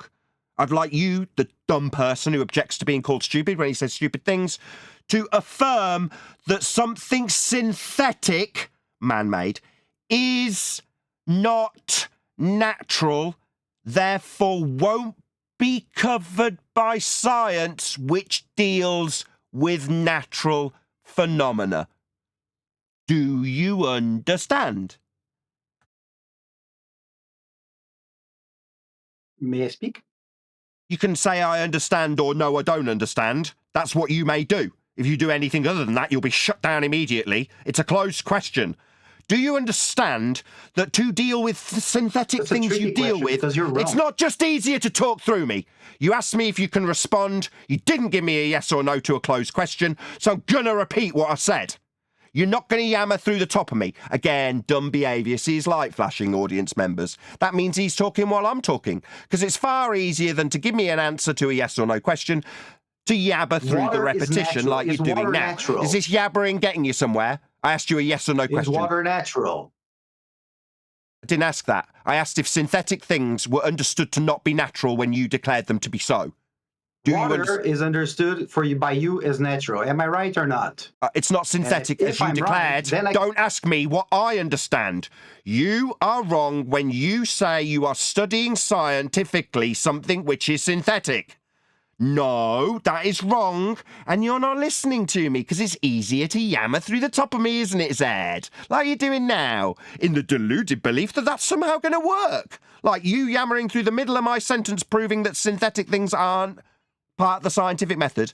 This opening your line and yammering through the top of me is not going to have an effect. It's not going to reach the audience, and it's not going to decry my point that I've made that makes you wrong and stupid. This isn't going to work, Zed. You're not achieving anything other than the Discord server not being able to hear me repeat that you are stupid when you say synthetic things are natural. They're not. Nah. I think actually you're the stupid one. But no, I think you'll find you're just not a fucking scientist. You're a pretender clown retard like QE pointed out, but you like to think of yourself as a scientist, and a concession that what you're dealing with isn't science when you concede that synthetic things are not natural, therefore not science, stops you being a scientist, doesn't it, Zed? Yeah, it does. So what I'm doing is ripping your ass through your own throat when you call yourself a scientist. You're not. How does that taste? I just explained to you what... Did you? You just explained to me how synthetic things that you deal with are scientifically experimented on? Yeah, and then I ripped your ass through your own throat and pointed out that synthetic things aren't natural and the method of science exclusively deals with the physical and natural world. That is beyond the realms of what you do. You're not a scientist, Zed. You don't have to like it. What science are you? I'm not. I don't claim to be, though. And neither are you, but you do. That makes you a pseudoscientist, Zed. You are a fraud. A pseudoscientist claiming to adhere to the scientific method when you're dealing with man-made stuff. You're a pseudoscientist pretender clown who used to know in his heart of hearts that what he told people was valid because he was a scientist, and I've just taken that away from you, Zed. Yeah, I'll science the fuck out of your ass if you want. Oh, you'll swear at me. Like I said earlier, when some pretender clown fraud pseudoscientist lying wanker non-scientist start swearing because they're losing, it's very telling to an audience. You don't like that I've just taken away your little magic trick of calling yourself a scientist when you claim things. You would prefer you could still believe that what you did was science when you did your quote-unquote experiments on man-made stuff. But I've taken that away from you, Zed. You're not a scientist, and it took a flat earther to point it out to you. Now, while you're yammering through the top of me so the Discord server can't hear a single word I say, my audience gets to hear how I'm taking away your validity that you claim through science that you don't have. Yeah. Yeah, that's right. I've taken that away from you, Zed. Every time you tell a family member that you're right because you're a scientist, you're a fucking gemologist. That's all you are, you pathetic weasel. You're a gemologist, mate. That's what you are. I don't give a flying fuck. Yeah, you don't, do you? You used to be a scientist until you came here. Now you're a fraud. That's what you got from your visit. Your magic trick taken away from you by a flat earther when he pointed out your pseudoscience isn't science. You're not a scientist, Zed. Just accept that every time you tell a family member about what you do and lend credence to your bullshit lies in your career that isn't science. I've stolen that. Don't forget who took that away from you. Me, Nathan Oakley. Don't forget my name. I'm the one who left you with that little lump in your throat when you claimed that you're a scientist next time. Because you know damn well you're not, I've told you. Out of my balls taste. You're not a scientist, All Zed. right. You're not a scientist. By definition of his own job there, he's a lab technician. Now, there may be parts within of science that was done way before him to allow those machines to work that he operates. But fundamentally, you're a lab tech, you're a machine operator. You run a process that's already been defined. That's all you're doing. At best, you're testing things. But testing things isn't science. Science may have occurred to formulate the tests so you can test things, but you are ultimately a tester, aren't you? Lab tech. May I address this? No, you can understand and accept that when you lie to your family about being some posh scientist, you're nothing more than a glorified lab technician. You're not a scientist. And it took me, a flat earther, to point that out to you. And you'll know it because it won't go away. You can't forget moments like these, Zed. Yeah? I've had, in my flat earth career, I've had several people like you in front of me. Where I've had to take away. Someone told me they all yammered through the top of me just like you did. They all had their pain while I was doing it. But all of them shared the same thing you are now sharing in. That magic trick of calling yourself a scientist being raped away from you before your very eyes. You can't unhear what we are saying to you, Zed. You are a fraud. You are a pseudoscientist glorified lab technic. That's all you are. But you like to claim you're a scientist. You did it to us. And we've taken that away from you. Enjoy. No, you didn't. You think you did. You know, it makes you feel special and warm in your heart, you know? No, you felt special and educated when you told people you were a scientist. It's a magic trick that we've taken away from you by pointing out that you're not a scientist. You don't follow the scientific method. You're not formulating a hypothesis. You're not actualizing said hypothesis with an experiment to establish the cause of natural phenomena. You're not doing that. Natural, from science point of view, is everything that is not supernatural. So No. Synthetic isn't natural. Man-made. You need it to be contrasted with supernatural to say that things that a man has made are natural, because that's what makes you a scientist. As I say, we're taking that away from you. Go ahead. I'm sorry, Nathan. That's a logical fallacy. Fallacy of division. Yeah, fallacy of division, taking part of what is true of scientific method as true of the whole to make himself a scientist.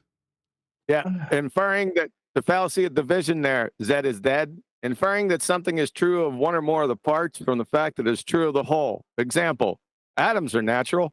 Everything is made of atoms. Therefore, everything is natural.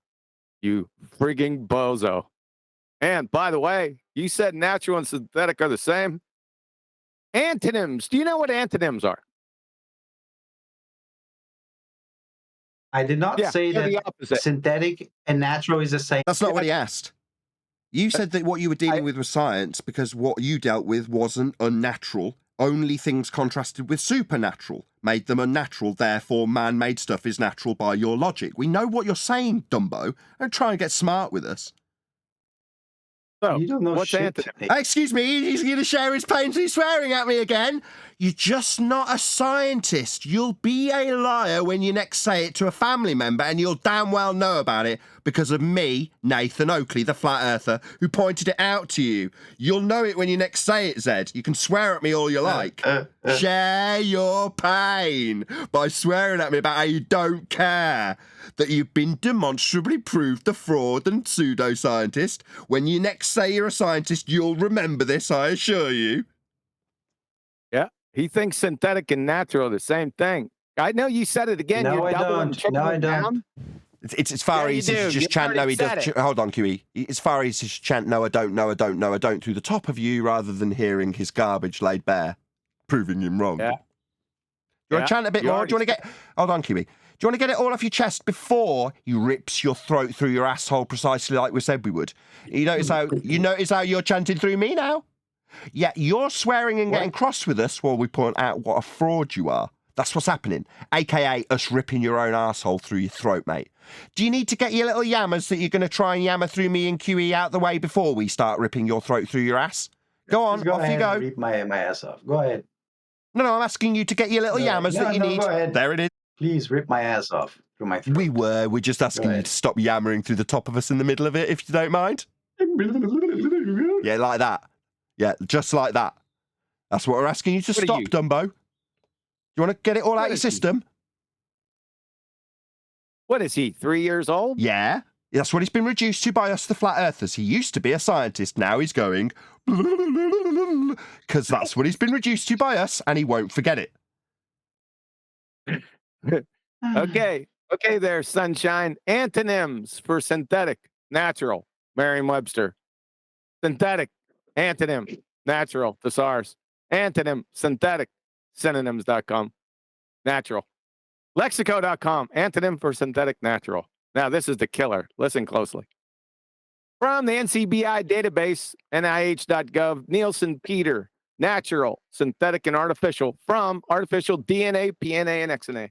Listen closely, Crayon Muncher. As in all scientific communication, precise language is essential for giving and receiving messages correctly. Thus, artificial would generally mean something not found in nature, and synthetic would mean something that is man-made. To make a chemistry analogy, chemically synthesized B12 vitamin would not be considered artificial, as it is chemically, analytically, and functionally indistinguishable from naturally isolated B12 vitamin. But it is not natural either. It is synthetic. End of citation and the end of you glorified lab tech pretender clown fuckwit. Sorry, no swearing. Yeah, and yet you came here. You arrived a scientist and left a pretender clown lab. Idiot. That's how things go down here on Flat Earth Debate. Amazing, isn't it? Came here a globe believer, proved a flat Earth with every example you made. Came here a scientist, left a pretender clown pseudoscientist fraud. It's amazing what you can achieve on Flat Earth Debate. See, just because you can design and patent a bionic arm that can give you the greatest jack-off on the planet doesn't mean you're a scientist. Just because you can tie a double Windsor with one arm tied behind your back doesn't mean that you can tell people there's a science to it. So sit down and shut up. Yeah, not anymore. And he'll know every time he says it. Well, I obviously know that Earth's a sphere. I'm a scientist. Well, how do they taste? Thanks for the giving. Double half hitch slip knot. Do you still think you've got evidence of a sphere, by the way, Zed? You came here saying, I think I've got evidence of a sphere. I'm a sphere believer, proud and loud. What evidence did you think you had? Sure. I mean, it's the Eratosthenes experiment. I mean, you don't understand how it's the one we went through 15 times, you complete prick. We've gone through it 15 times with you. Do you think you need to rinse and repeat it for a 16th time? Are you dumb? Don't laugh at me, you dumb prick. I've just asked what evidence you think you've got for being on a sphere, and you're going to rinse and repeat something I've gone through 16 times, making you a dumb idiot. And it's not an experiment either, exposing yourself again over and over and over again. What's the hypothesis that Eratosthenes demonstrated? There isn't one. He's an idiot. Oh, I forgot. You don't know what a hypothesis is. I forgot about that. Then why do you still think you're a ball? That's what my question is. Not go through Eratosthenes for the 17th time. It proved a flat Earth. That's why I'm asking, Dumbo. I wouldn't be asking why you still think you're on a ball. If Eratosthenes proved you're on a ball, it proved you're on a flat plane. 16 times? Now I'm asking, in light of the fact you proved a flat plane multiple times, why would you ever believe you're on a ball? Not rinse and repeat the shit that you already gave.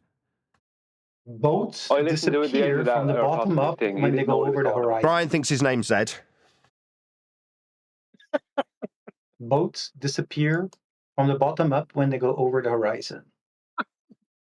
We just had evidence yesterday that shows that's not the case, number one. And number two, the calculation... I didn't see that. Oh, my bad. You weren't done. Go ahead. Oh, that's it. That's it. So it's easier to talk through me while I'm responding to your stupid shit about boats over the horizon. Yeah, shut up.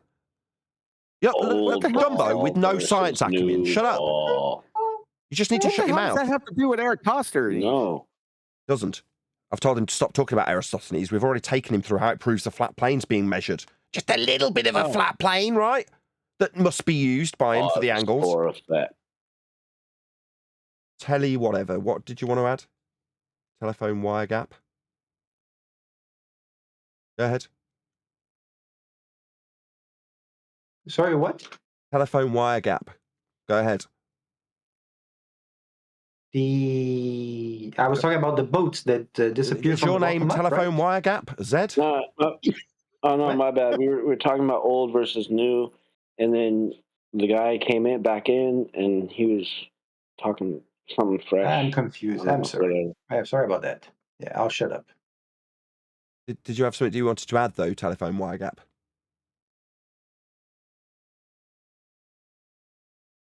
Really not? Not particularly. My apologies. No, that's fine.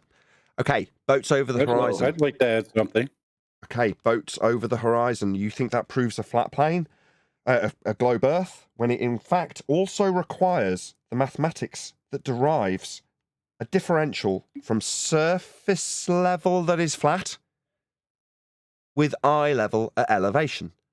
Now that mathematics derives a physical geometric sphere edge horizon below surface level when calculating the differential between surface level and eye level. Were you unaware that your globe Earth mathematical reification claim of boats going over a physical geometric sphere edge horizon would require utilization of a flat plane to describe the differential between eye level and surface level? Were you aware of this flat Earth requirement for that claim? Yes or no? I must have missed your mathematical proof of that. Sorry. Oh, no worries. It's not my proof. It's your claim that boats go over a horizon. Maybe you've lost track of who's claiming what. You claimed, my bad, dealing with someone who's stupid, can't keep up with what he's just claimed and what I've just reiterated to him as his own claim, and asked him to clarify his own claim in respect to its use of a flat plane labelled as surface level in the maths that you are using to Not a assert. claim. Oh, it's easier to respond in the middle of me, isn't it, Zed? Much easier, isn't it, Zed? You never He said it's not a claim. He said it's not a claim now, Nathan. It is a claim. It's a claim an that we've got observation. an observation of It's what? an observation. If there's a big boat and it's going away into the sea, it will disappear from the bottom up and eventually will be totally gone. That's an And? observation. And? Why? And? Yeah. And why? Why? And then Why? This is evidence. This is evidence that I thought it wasn't the water of the sea is curving, and that is why the boat eventually starts disappearing from the bottom up, and then it's gone because the water has curved. Yes. No, okay, guys. Okay, we heard him. Thank you. You're saying boats appearing to lose visibility from the bottom up is proof that the surface of the ground is curving. Why? Because the Earth is round as a sphere. As a baseless assertion. Why is bottom-up obstruction, according to you, proof that the surface is curved? That's a non sequitur until you give me a reason why. Well, because if you imagine a ball and you put the little toy boat, like if you get a basketball and you get a little toy Sorry, boat, stop. I've just got to stop you for a second.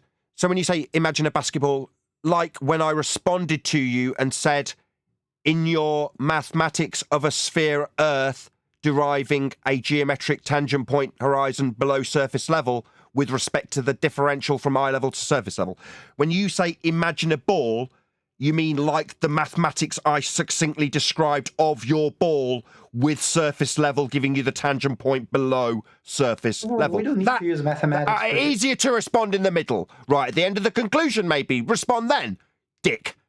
Yeah, when you say imagine a ball, yeah, we know you imagine a ball. It has very specific maths. And those maths, I asked you, third time's a charm, if you appreciate when you imagine a ball, for your example, that those maths, to imagine a ball, fuckwit who's interrupting for a third time, utilise the differential between a flat surface level and eye level for us to imagine this ball you're about to get into. You didn't answer. Do you appreciate the flat plane requirement in your ball imaginings or not? Don't do it. Everyone else, shut up.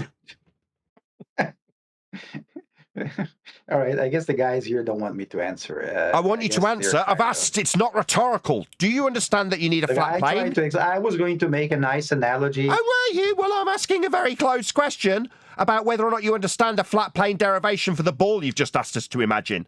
I'm asking you if you appreciate that maths for the ball you've asked us to imagine utilises a flat plane derivation between eye level and surface level. You haven't answered yes or no. It's a closed question. I don't want an analogy. I want a yes or no. Dude, you're talking nonsense. Sorry. Oh, really? Well, I implore you to go and look in your Earth curve maths where there's a horizontal line labelled surface level if you think I'm talking nonsense when I'm describing your own maths. Really? So the surface level in the globe maths is nonsense?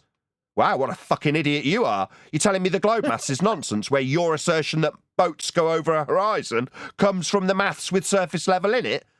Nonsense, you say? Why have they got a surface level labelled surface level in globe Earth maths then, if it's nonsense? Got your tongue, you stupid shit.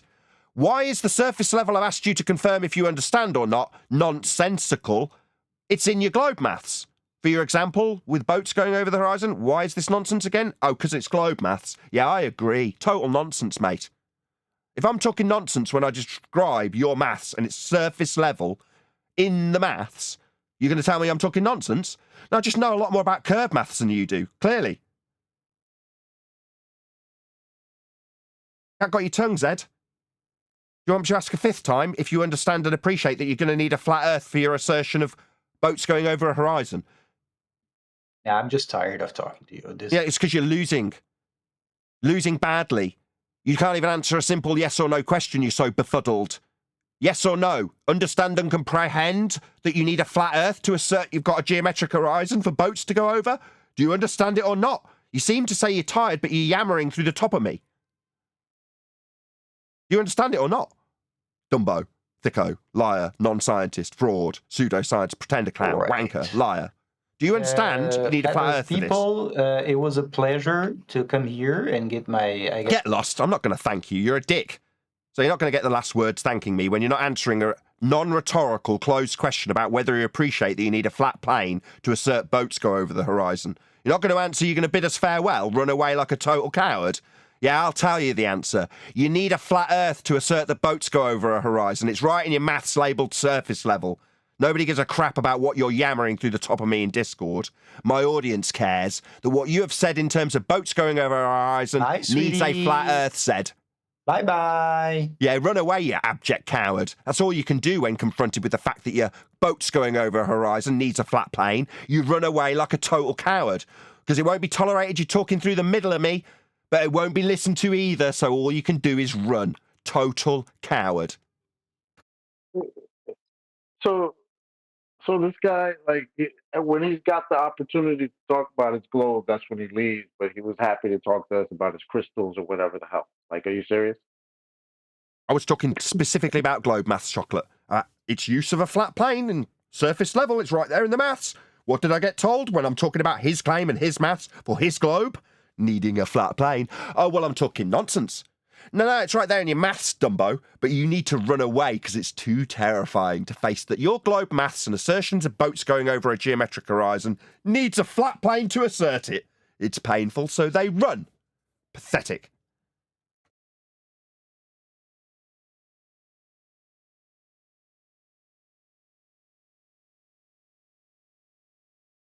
Well, I think it's... Brian! Sorry, my bad for earlier. And yes, Chocolate and... No, not Chocolate. Who else did I shout at? Well, let's just focus on Brian. I'm really sorry. No, it's okay. I understand. I have to say, no, I was getting in the way. But there's the amount of things that this guy said wrong. Like, I remember when I first came in, I just got the tail end of his Eratosthenes claims. Just based off of what you were saying when I came in, that was completely wrong. He doesn't understand the Eratosthenes claim. Does this guy actually think that the horizon is a physical geometric location? I was surprised you didn't black swan him. I mean, I was gonna slope a dope him, but Nathan kept going on. It's his show. So I like the latest one. The latest one's always the greatest. So the latest one is you're going to need a flat Earth for that. I could have black swanned him. We've got so many options. Yes, we do. Our quiver is full. And that's the point, isn't it? I like a good argument afterwards. Why didn't you slash his head with this sword? Well, this sword's just as good, but that sword's newer.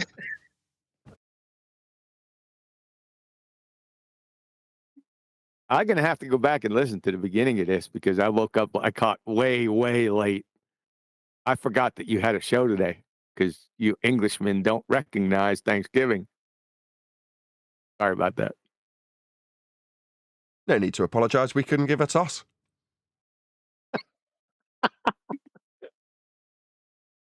Do you care, I can Brian? only imagine. You're European after all. Say again?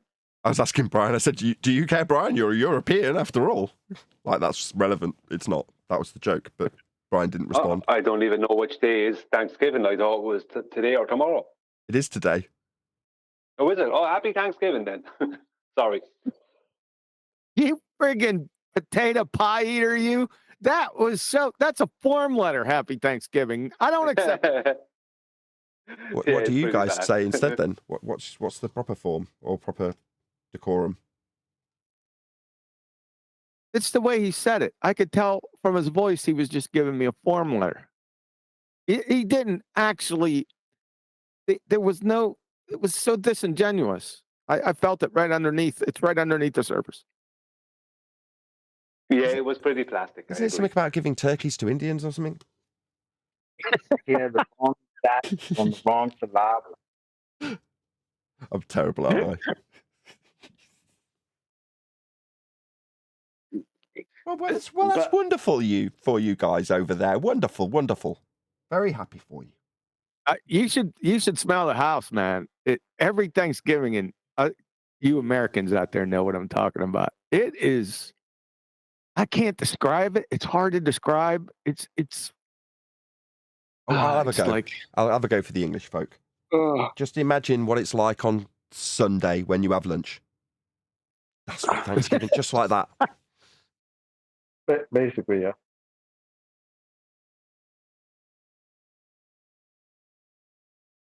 You got the roast potatoes, you got the cranberry sauce, you got the turkey, you got all of the different veggies, you got a pie for afterwards. Yeah, that's Sunday lunch. On a much grander scale. Hey,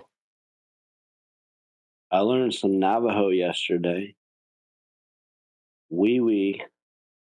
Wewe? No, hold on. Wewe means we'll work it out. Wewe. We'll work it out.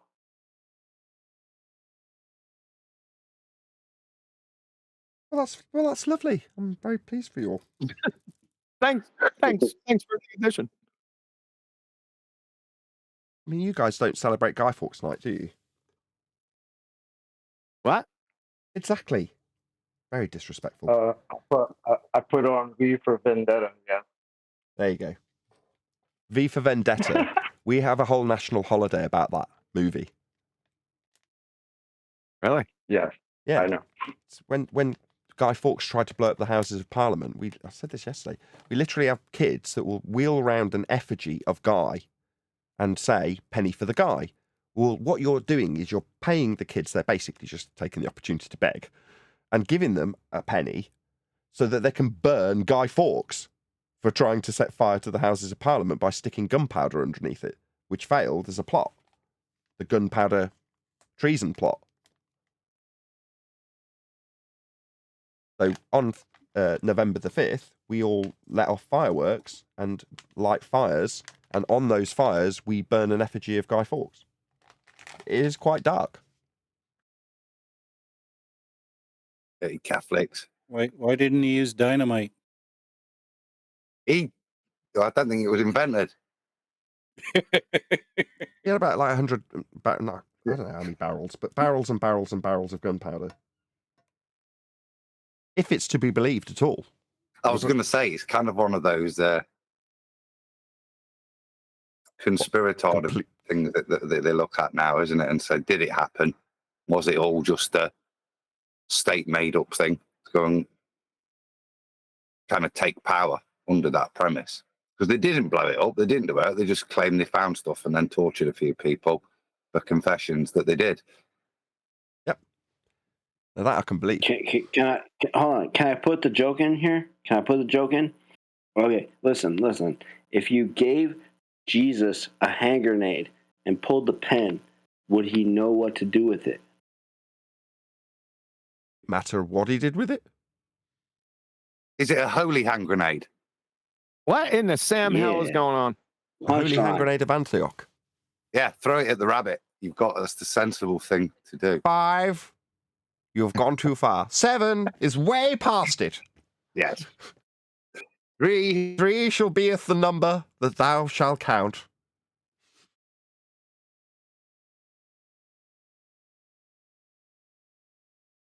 No? You ever held the live hand grenade in your hand?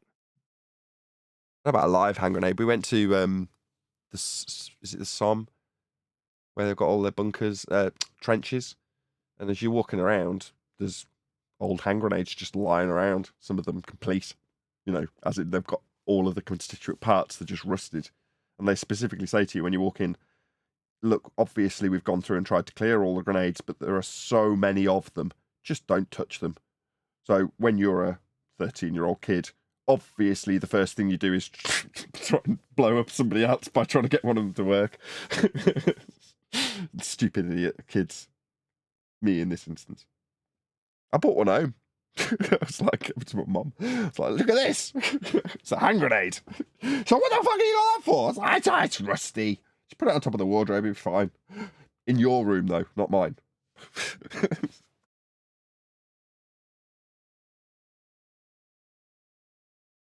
It's an experience. I'll tell you that much. I'll tell you this. When you know it's a live hand grenade, you got the safety pin. You got 2 actual safeties. You got the safety pin, and you have it in your hand. And you could definitely try to pound a 10 penny now up your ass. It ain't going to work.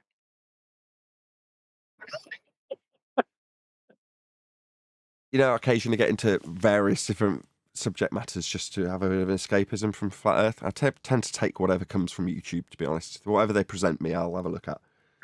If it's monotonous and just lets me while away the hours and not think about work, which in this instance is Flat Earth. So I don't want it to have Flat Earth in it, necessarily. But get on with it, man. Okay, I'm getting there. Anyway, I've looked at other subjects and eventually they'll mention Flat Earth. Well, recently, I've been looking at guns and ammo because YouTube served it up to me and I'm like, why not? Interesting enough, listening about firearms and explosives and hand grenades and all those sorts of things. Fascinating subject. You Americans have got access to some unbelievable weapons that you can just go and buy. If you've got a couple of grand, you can buy some absolutely astonishing weapon that could take down a freaking elephant. If you want to. This guy was showing some of the guns off in one of the videos and he's like getting this guy to shoulder some of these bolt action rifles. And he goes from 500 grain to 750 grain to 1,000 grain to 2,500 grain. You're looking at this 1-inch bullet going, oh my God, you could just go and buy that then. That's like proper, what do they call them? Like anti-aircraft or something. That's the type of thing that you'd have on the back of a gun that's attached to a big physical vehicle. This guy's just putting it in a gun that's got an enormous barrel that should be on a tank, putting it up against his shoulder, firing it, and then rating how much it kicks him in the ass. Or kicks him in the shoulder, but you know what I mean? How brutal it is. You're like, you guys are nuts. It's a lot of fun, though, man. Oh, it looks it. That's why I enjoy the video so much, because the people doing it are just, number one, absolutely insane. They're firing off. Owen summarised it the other day. It's like, well, when you fire a gun, you've got basically a little explosion going off right next to you. You've got to be a certain kind of person to want to do that, regularly. Don't get me wrong, I appreciate anybody who carries a gun because they want to protect themselves in a country that everybody's got guns. Fair enough, and there's violence everywhere. I get it. But that's not what I'm talking about. I'm talking about the people who are on YouTube just firing off guns because it gets views. I'm watching it, right? But those people are absolute nutters, all of them. Without exception. Yeah. There's a couple of historians that aren't nutters, but there's very few of them that aren't complete nutters. Yeah, You got a bunch of rednecks with firearms. Yeah. Ain't nothing They're like missing it. finger.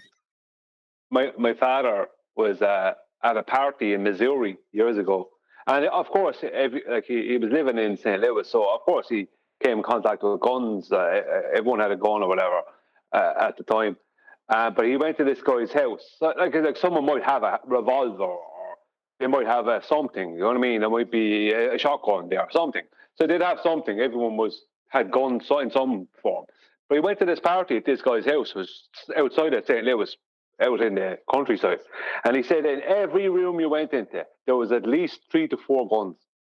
The guy was showing him, and he said they're the ones he knew about, that he got to see. Every room. He said, you don't know how many guns the guy had. He just said, the guy said, no one's coming in here, he said, because I'm going to get him, he said. That's what the guy said to me about him.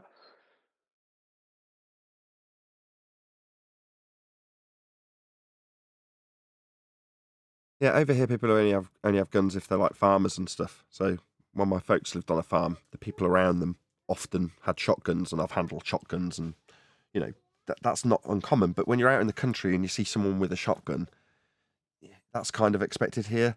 But if you're in the city, I mean, when I've been in the States, I'm sure I've mentioned this before. I asked for directions once, and someone pointed out where to go with a handgun. And it had to be explained to me that that's normal because that's open carry rules. You know, that's less. I'm like, well, why doesn't he just put it in his pocket? And he's like, well, then it's a felony. Really?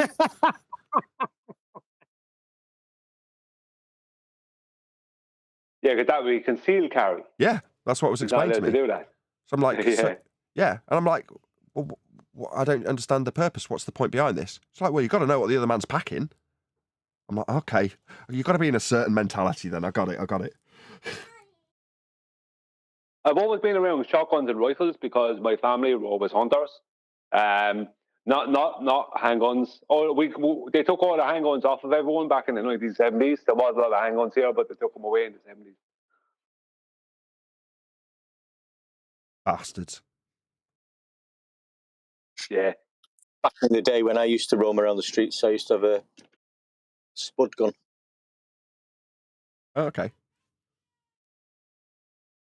You say spud gun? Yeah, literally a gun that fires spuds with high pressure. You force it into a potato. Yeah.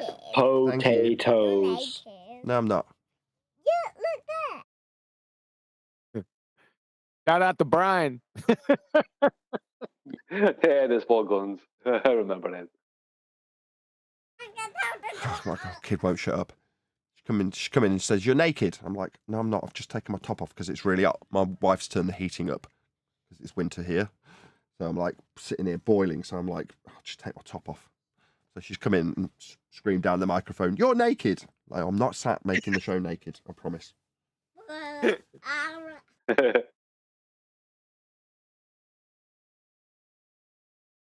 Well, that's a mental picture I'm not going to be able to get out of my brain. Yeah. I bet he's fish belly white. Anyway. Soft and doughy. Good show today. Computer's been perfect for the last 2 days. Outstanding. So you can almost guarantee it'll fail tomorrow. Ruin my weekend. Are you guys allowed to have bows over there? Hold on a second. Are you guys allowed to have bows? Compound bows there? No, not really. There is archery clubs and that you can join. Yeah, there is archery clubs. You can. Yeah, archery is done, but I think you need to join a club or something like that. You can also in Ireland you can join. You can have a handgun, but you have to. It's going to be low caliber, and you have to be part of a club to have it. A shooting club. All right. So with archery, you have to be part of a club. Easy. Well, you don't. I don't think you even need to be part of a club. So I've done archery several times, and I've never been part of an archery club. So I don't really know the rules and regs on archery here. That's a weird one. Maybe I'm wrong then. Well, I don't know about Britain. I'm going by Ireland. Well, for hunting, you might be allowed to have it for hunting. People who want to bow hunt, but we don't have. Like we're mostly hunting pheasants. Deer, fair enough. You could try bow hunting deer, but It's either allowed to hunt birds, here. it's either fowl or deer. Yeah. Not allowed to hunt. There's only certain times that you can. So it used to be the hunt, and people would go traipsing all over the fields around by my parents with a dog that they'd let go chasing after a fox. And they did it to get rid of the foxes and badgers and various other things that would cause all sorts of chaos. Well, they banned hunting. Well, what do you think the farmers did? They didn't just stop getting the pests off their whatever it is, sheep or whatever they're protecting. They just had to hunt them more surreptitiously and then dump the corpses on the road. So if you ever go through any country road in England, right, at some point in your journey, you will see your typical pest, let's call them, badger, fox, things like that have coincidentally been struck by a car. You're like, when have you ever struck a badger? What, never? Yeah, that's because they don't go anywhere near cars. They're scared, terrified of them, they won't go near them. So they're not going to get getting run over, that's just not what happens. They just hunt them and then dump them on the side of the road so it looks like they've been hit by cars, so they're not caught with a dead badger. Because that would be, you know, a very, very serious problem in law because they've banned hunting. Damn it, badgers are hardcore AF. I fold. Yeah, they are. They're brutal. So Adam's got a legal document up here. What do they say about compound bows? Not recurving traditional wimp bows. No, I think they're here. Look, be more careful with compound bows. They can only be used at a dedicated club or on your own property. So you can still own them. But you can go to Decathlon, you know, like a big sports store, and they have an archery section, arrows, different bows. Sure. So yeah, there's no issues in the UK with owning it, and it even says you can make your own. You can do what you want in terms of bows and arrows. Yeah, but you can only shoot at the club and on your own personal property. Is that what it said? Right. Yeah, because of the Wildlife Act, it's saying here, look, you can't go out and just go like take down badgers and foxes. But that's a separate legislation. Technically, if that legislation wasn't there, there's nothing to prevent you doing so, I don't think. But because that's there. Hang on. Have we slipped into talking about bows? Yeah, we have, haven't we? We have, haven't we? Right, that's it. God damn you. With that, I'm going to say a huge, massive, enormous thank you to both Discord and Cheapest panels for making today's after show possible. And, of course, a massive thank you to all of you in either Nathan Oakley 1980 or Nathan Oakley Premiering Stream for smashing the super chat, liking, commenting, sharing, subscribing, and all that good stuff. I will see you all in the next video.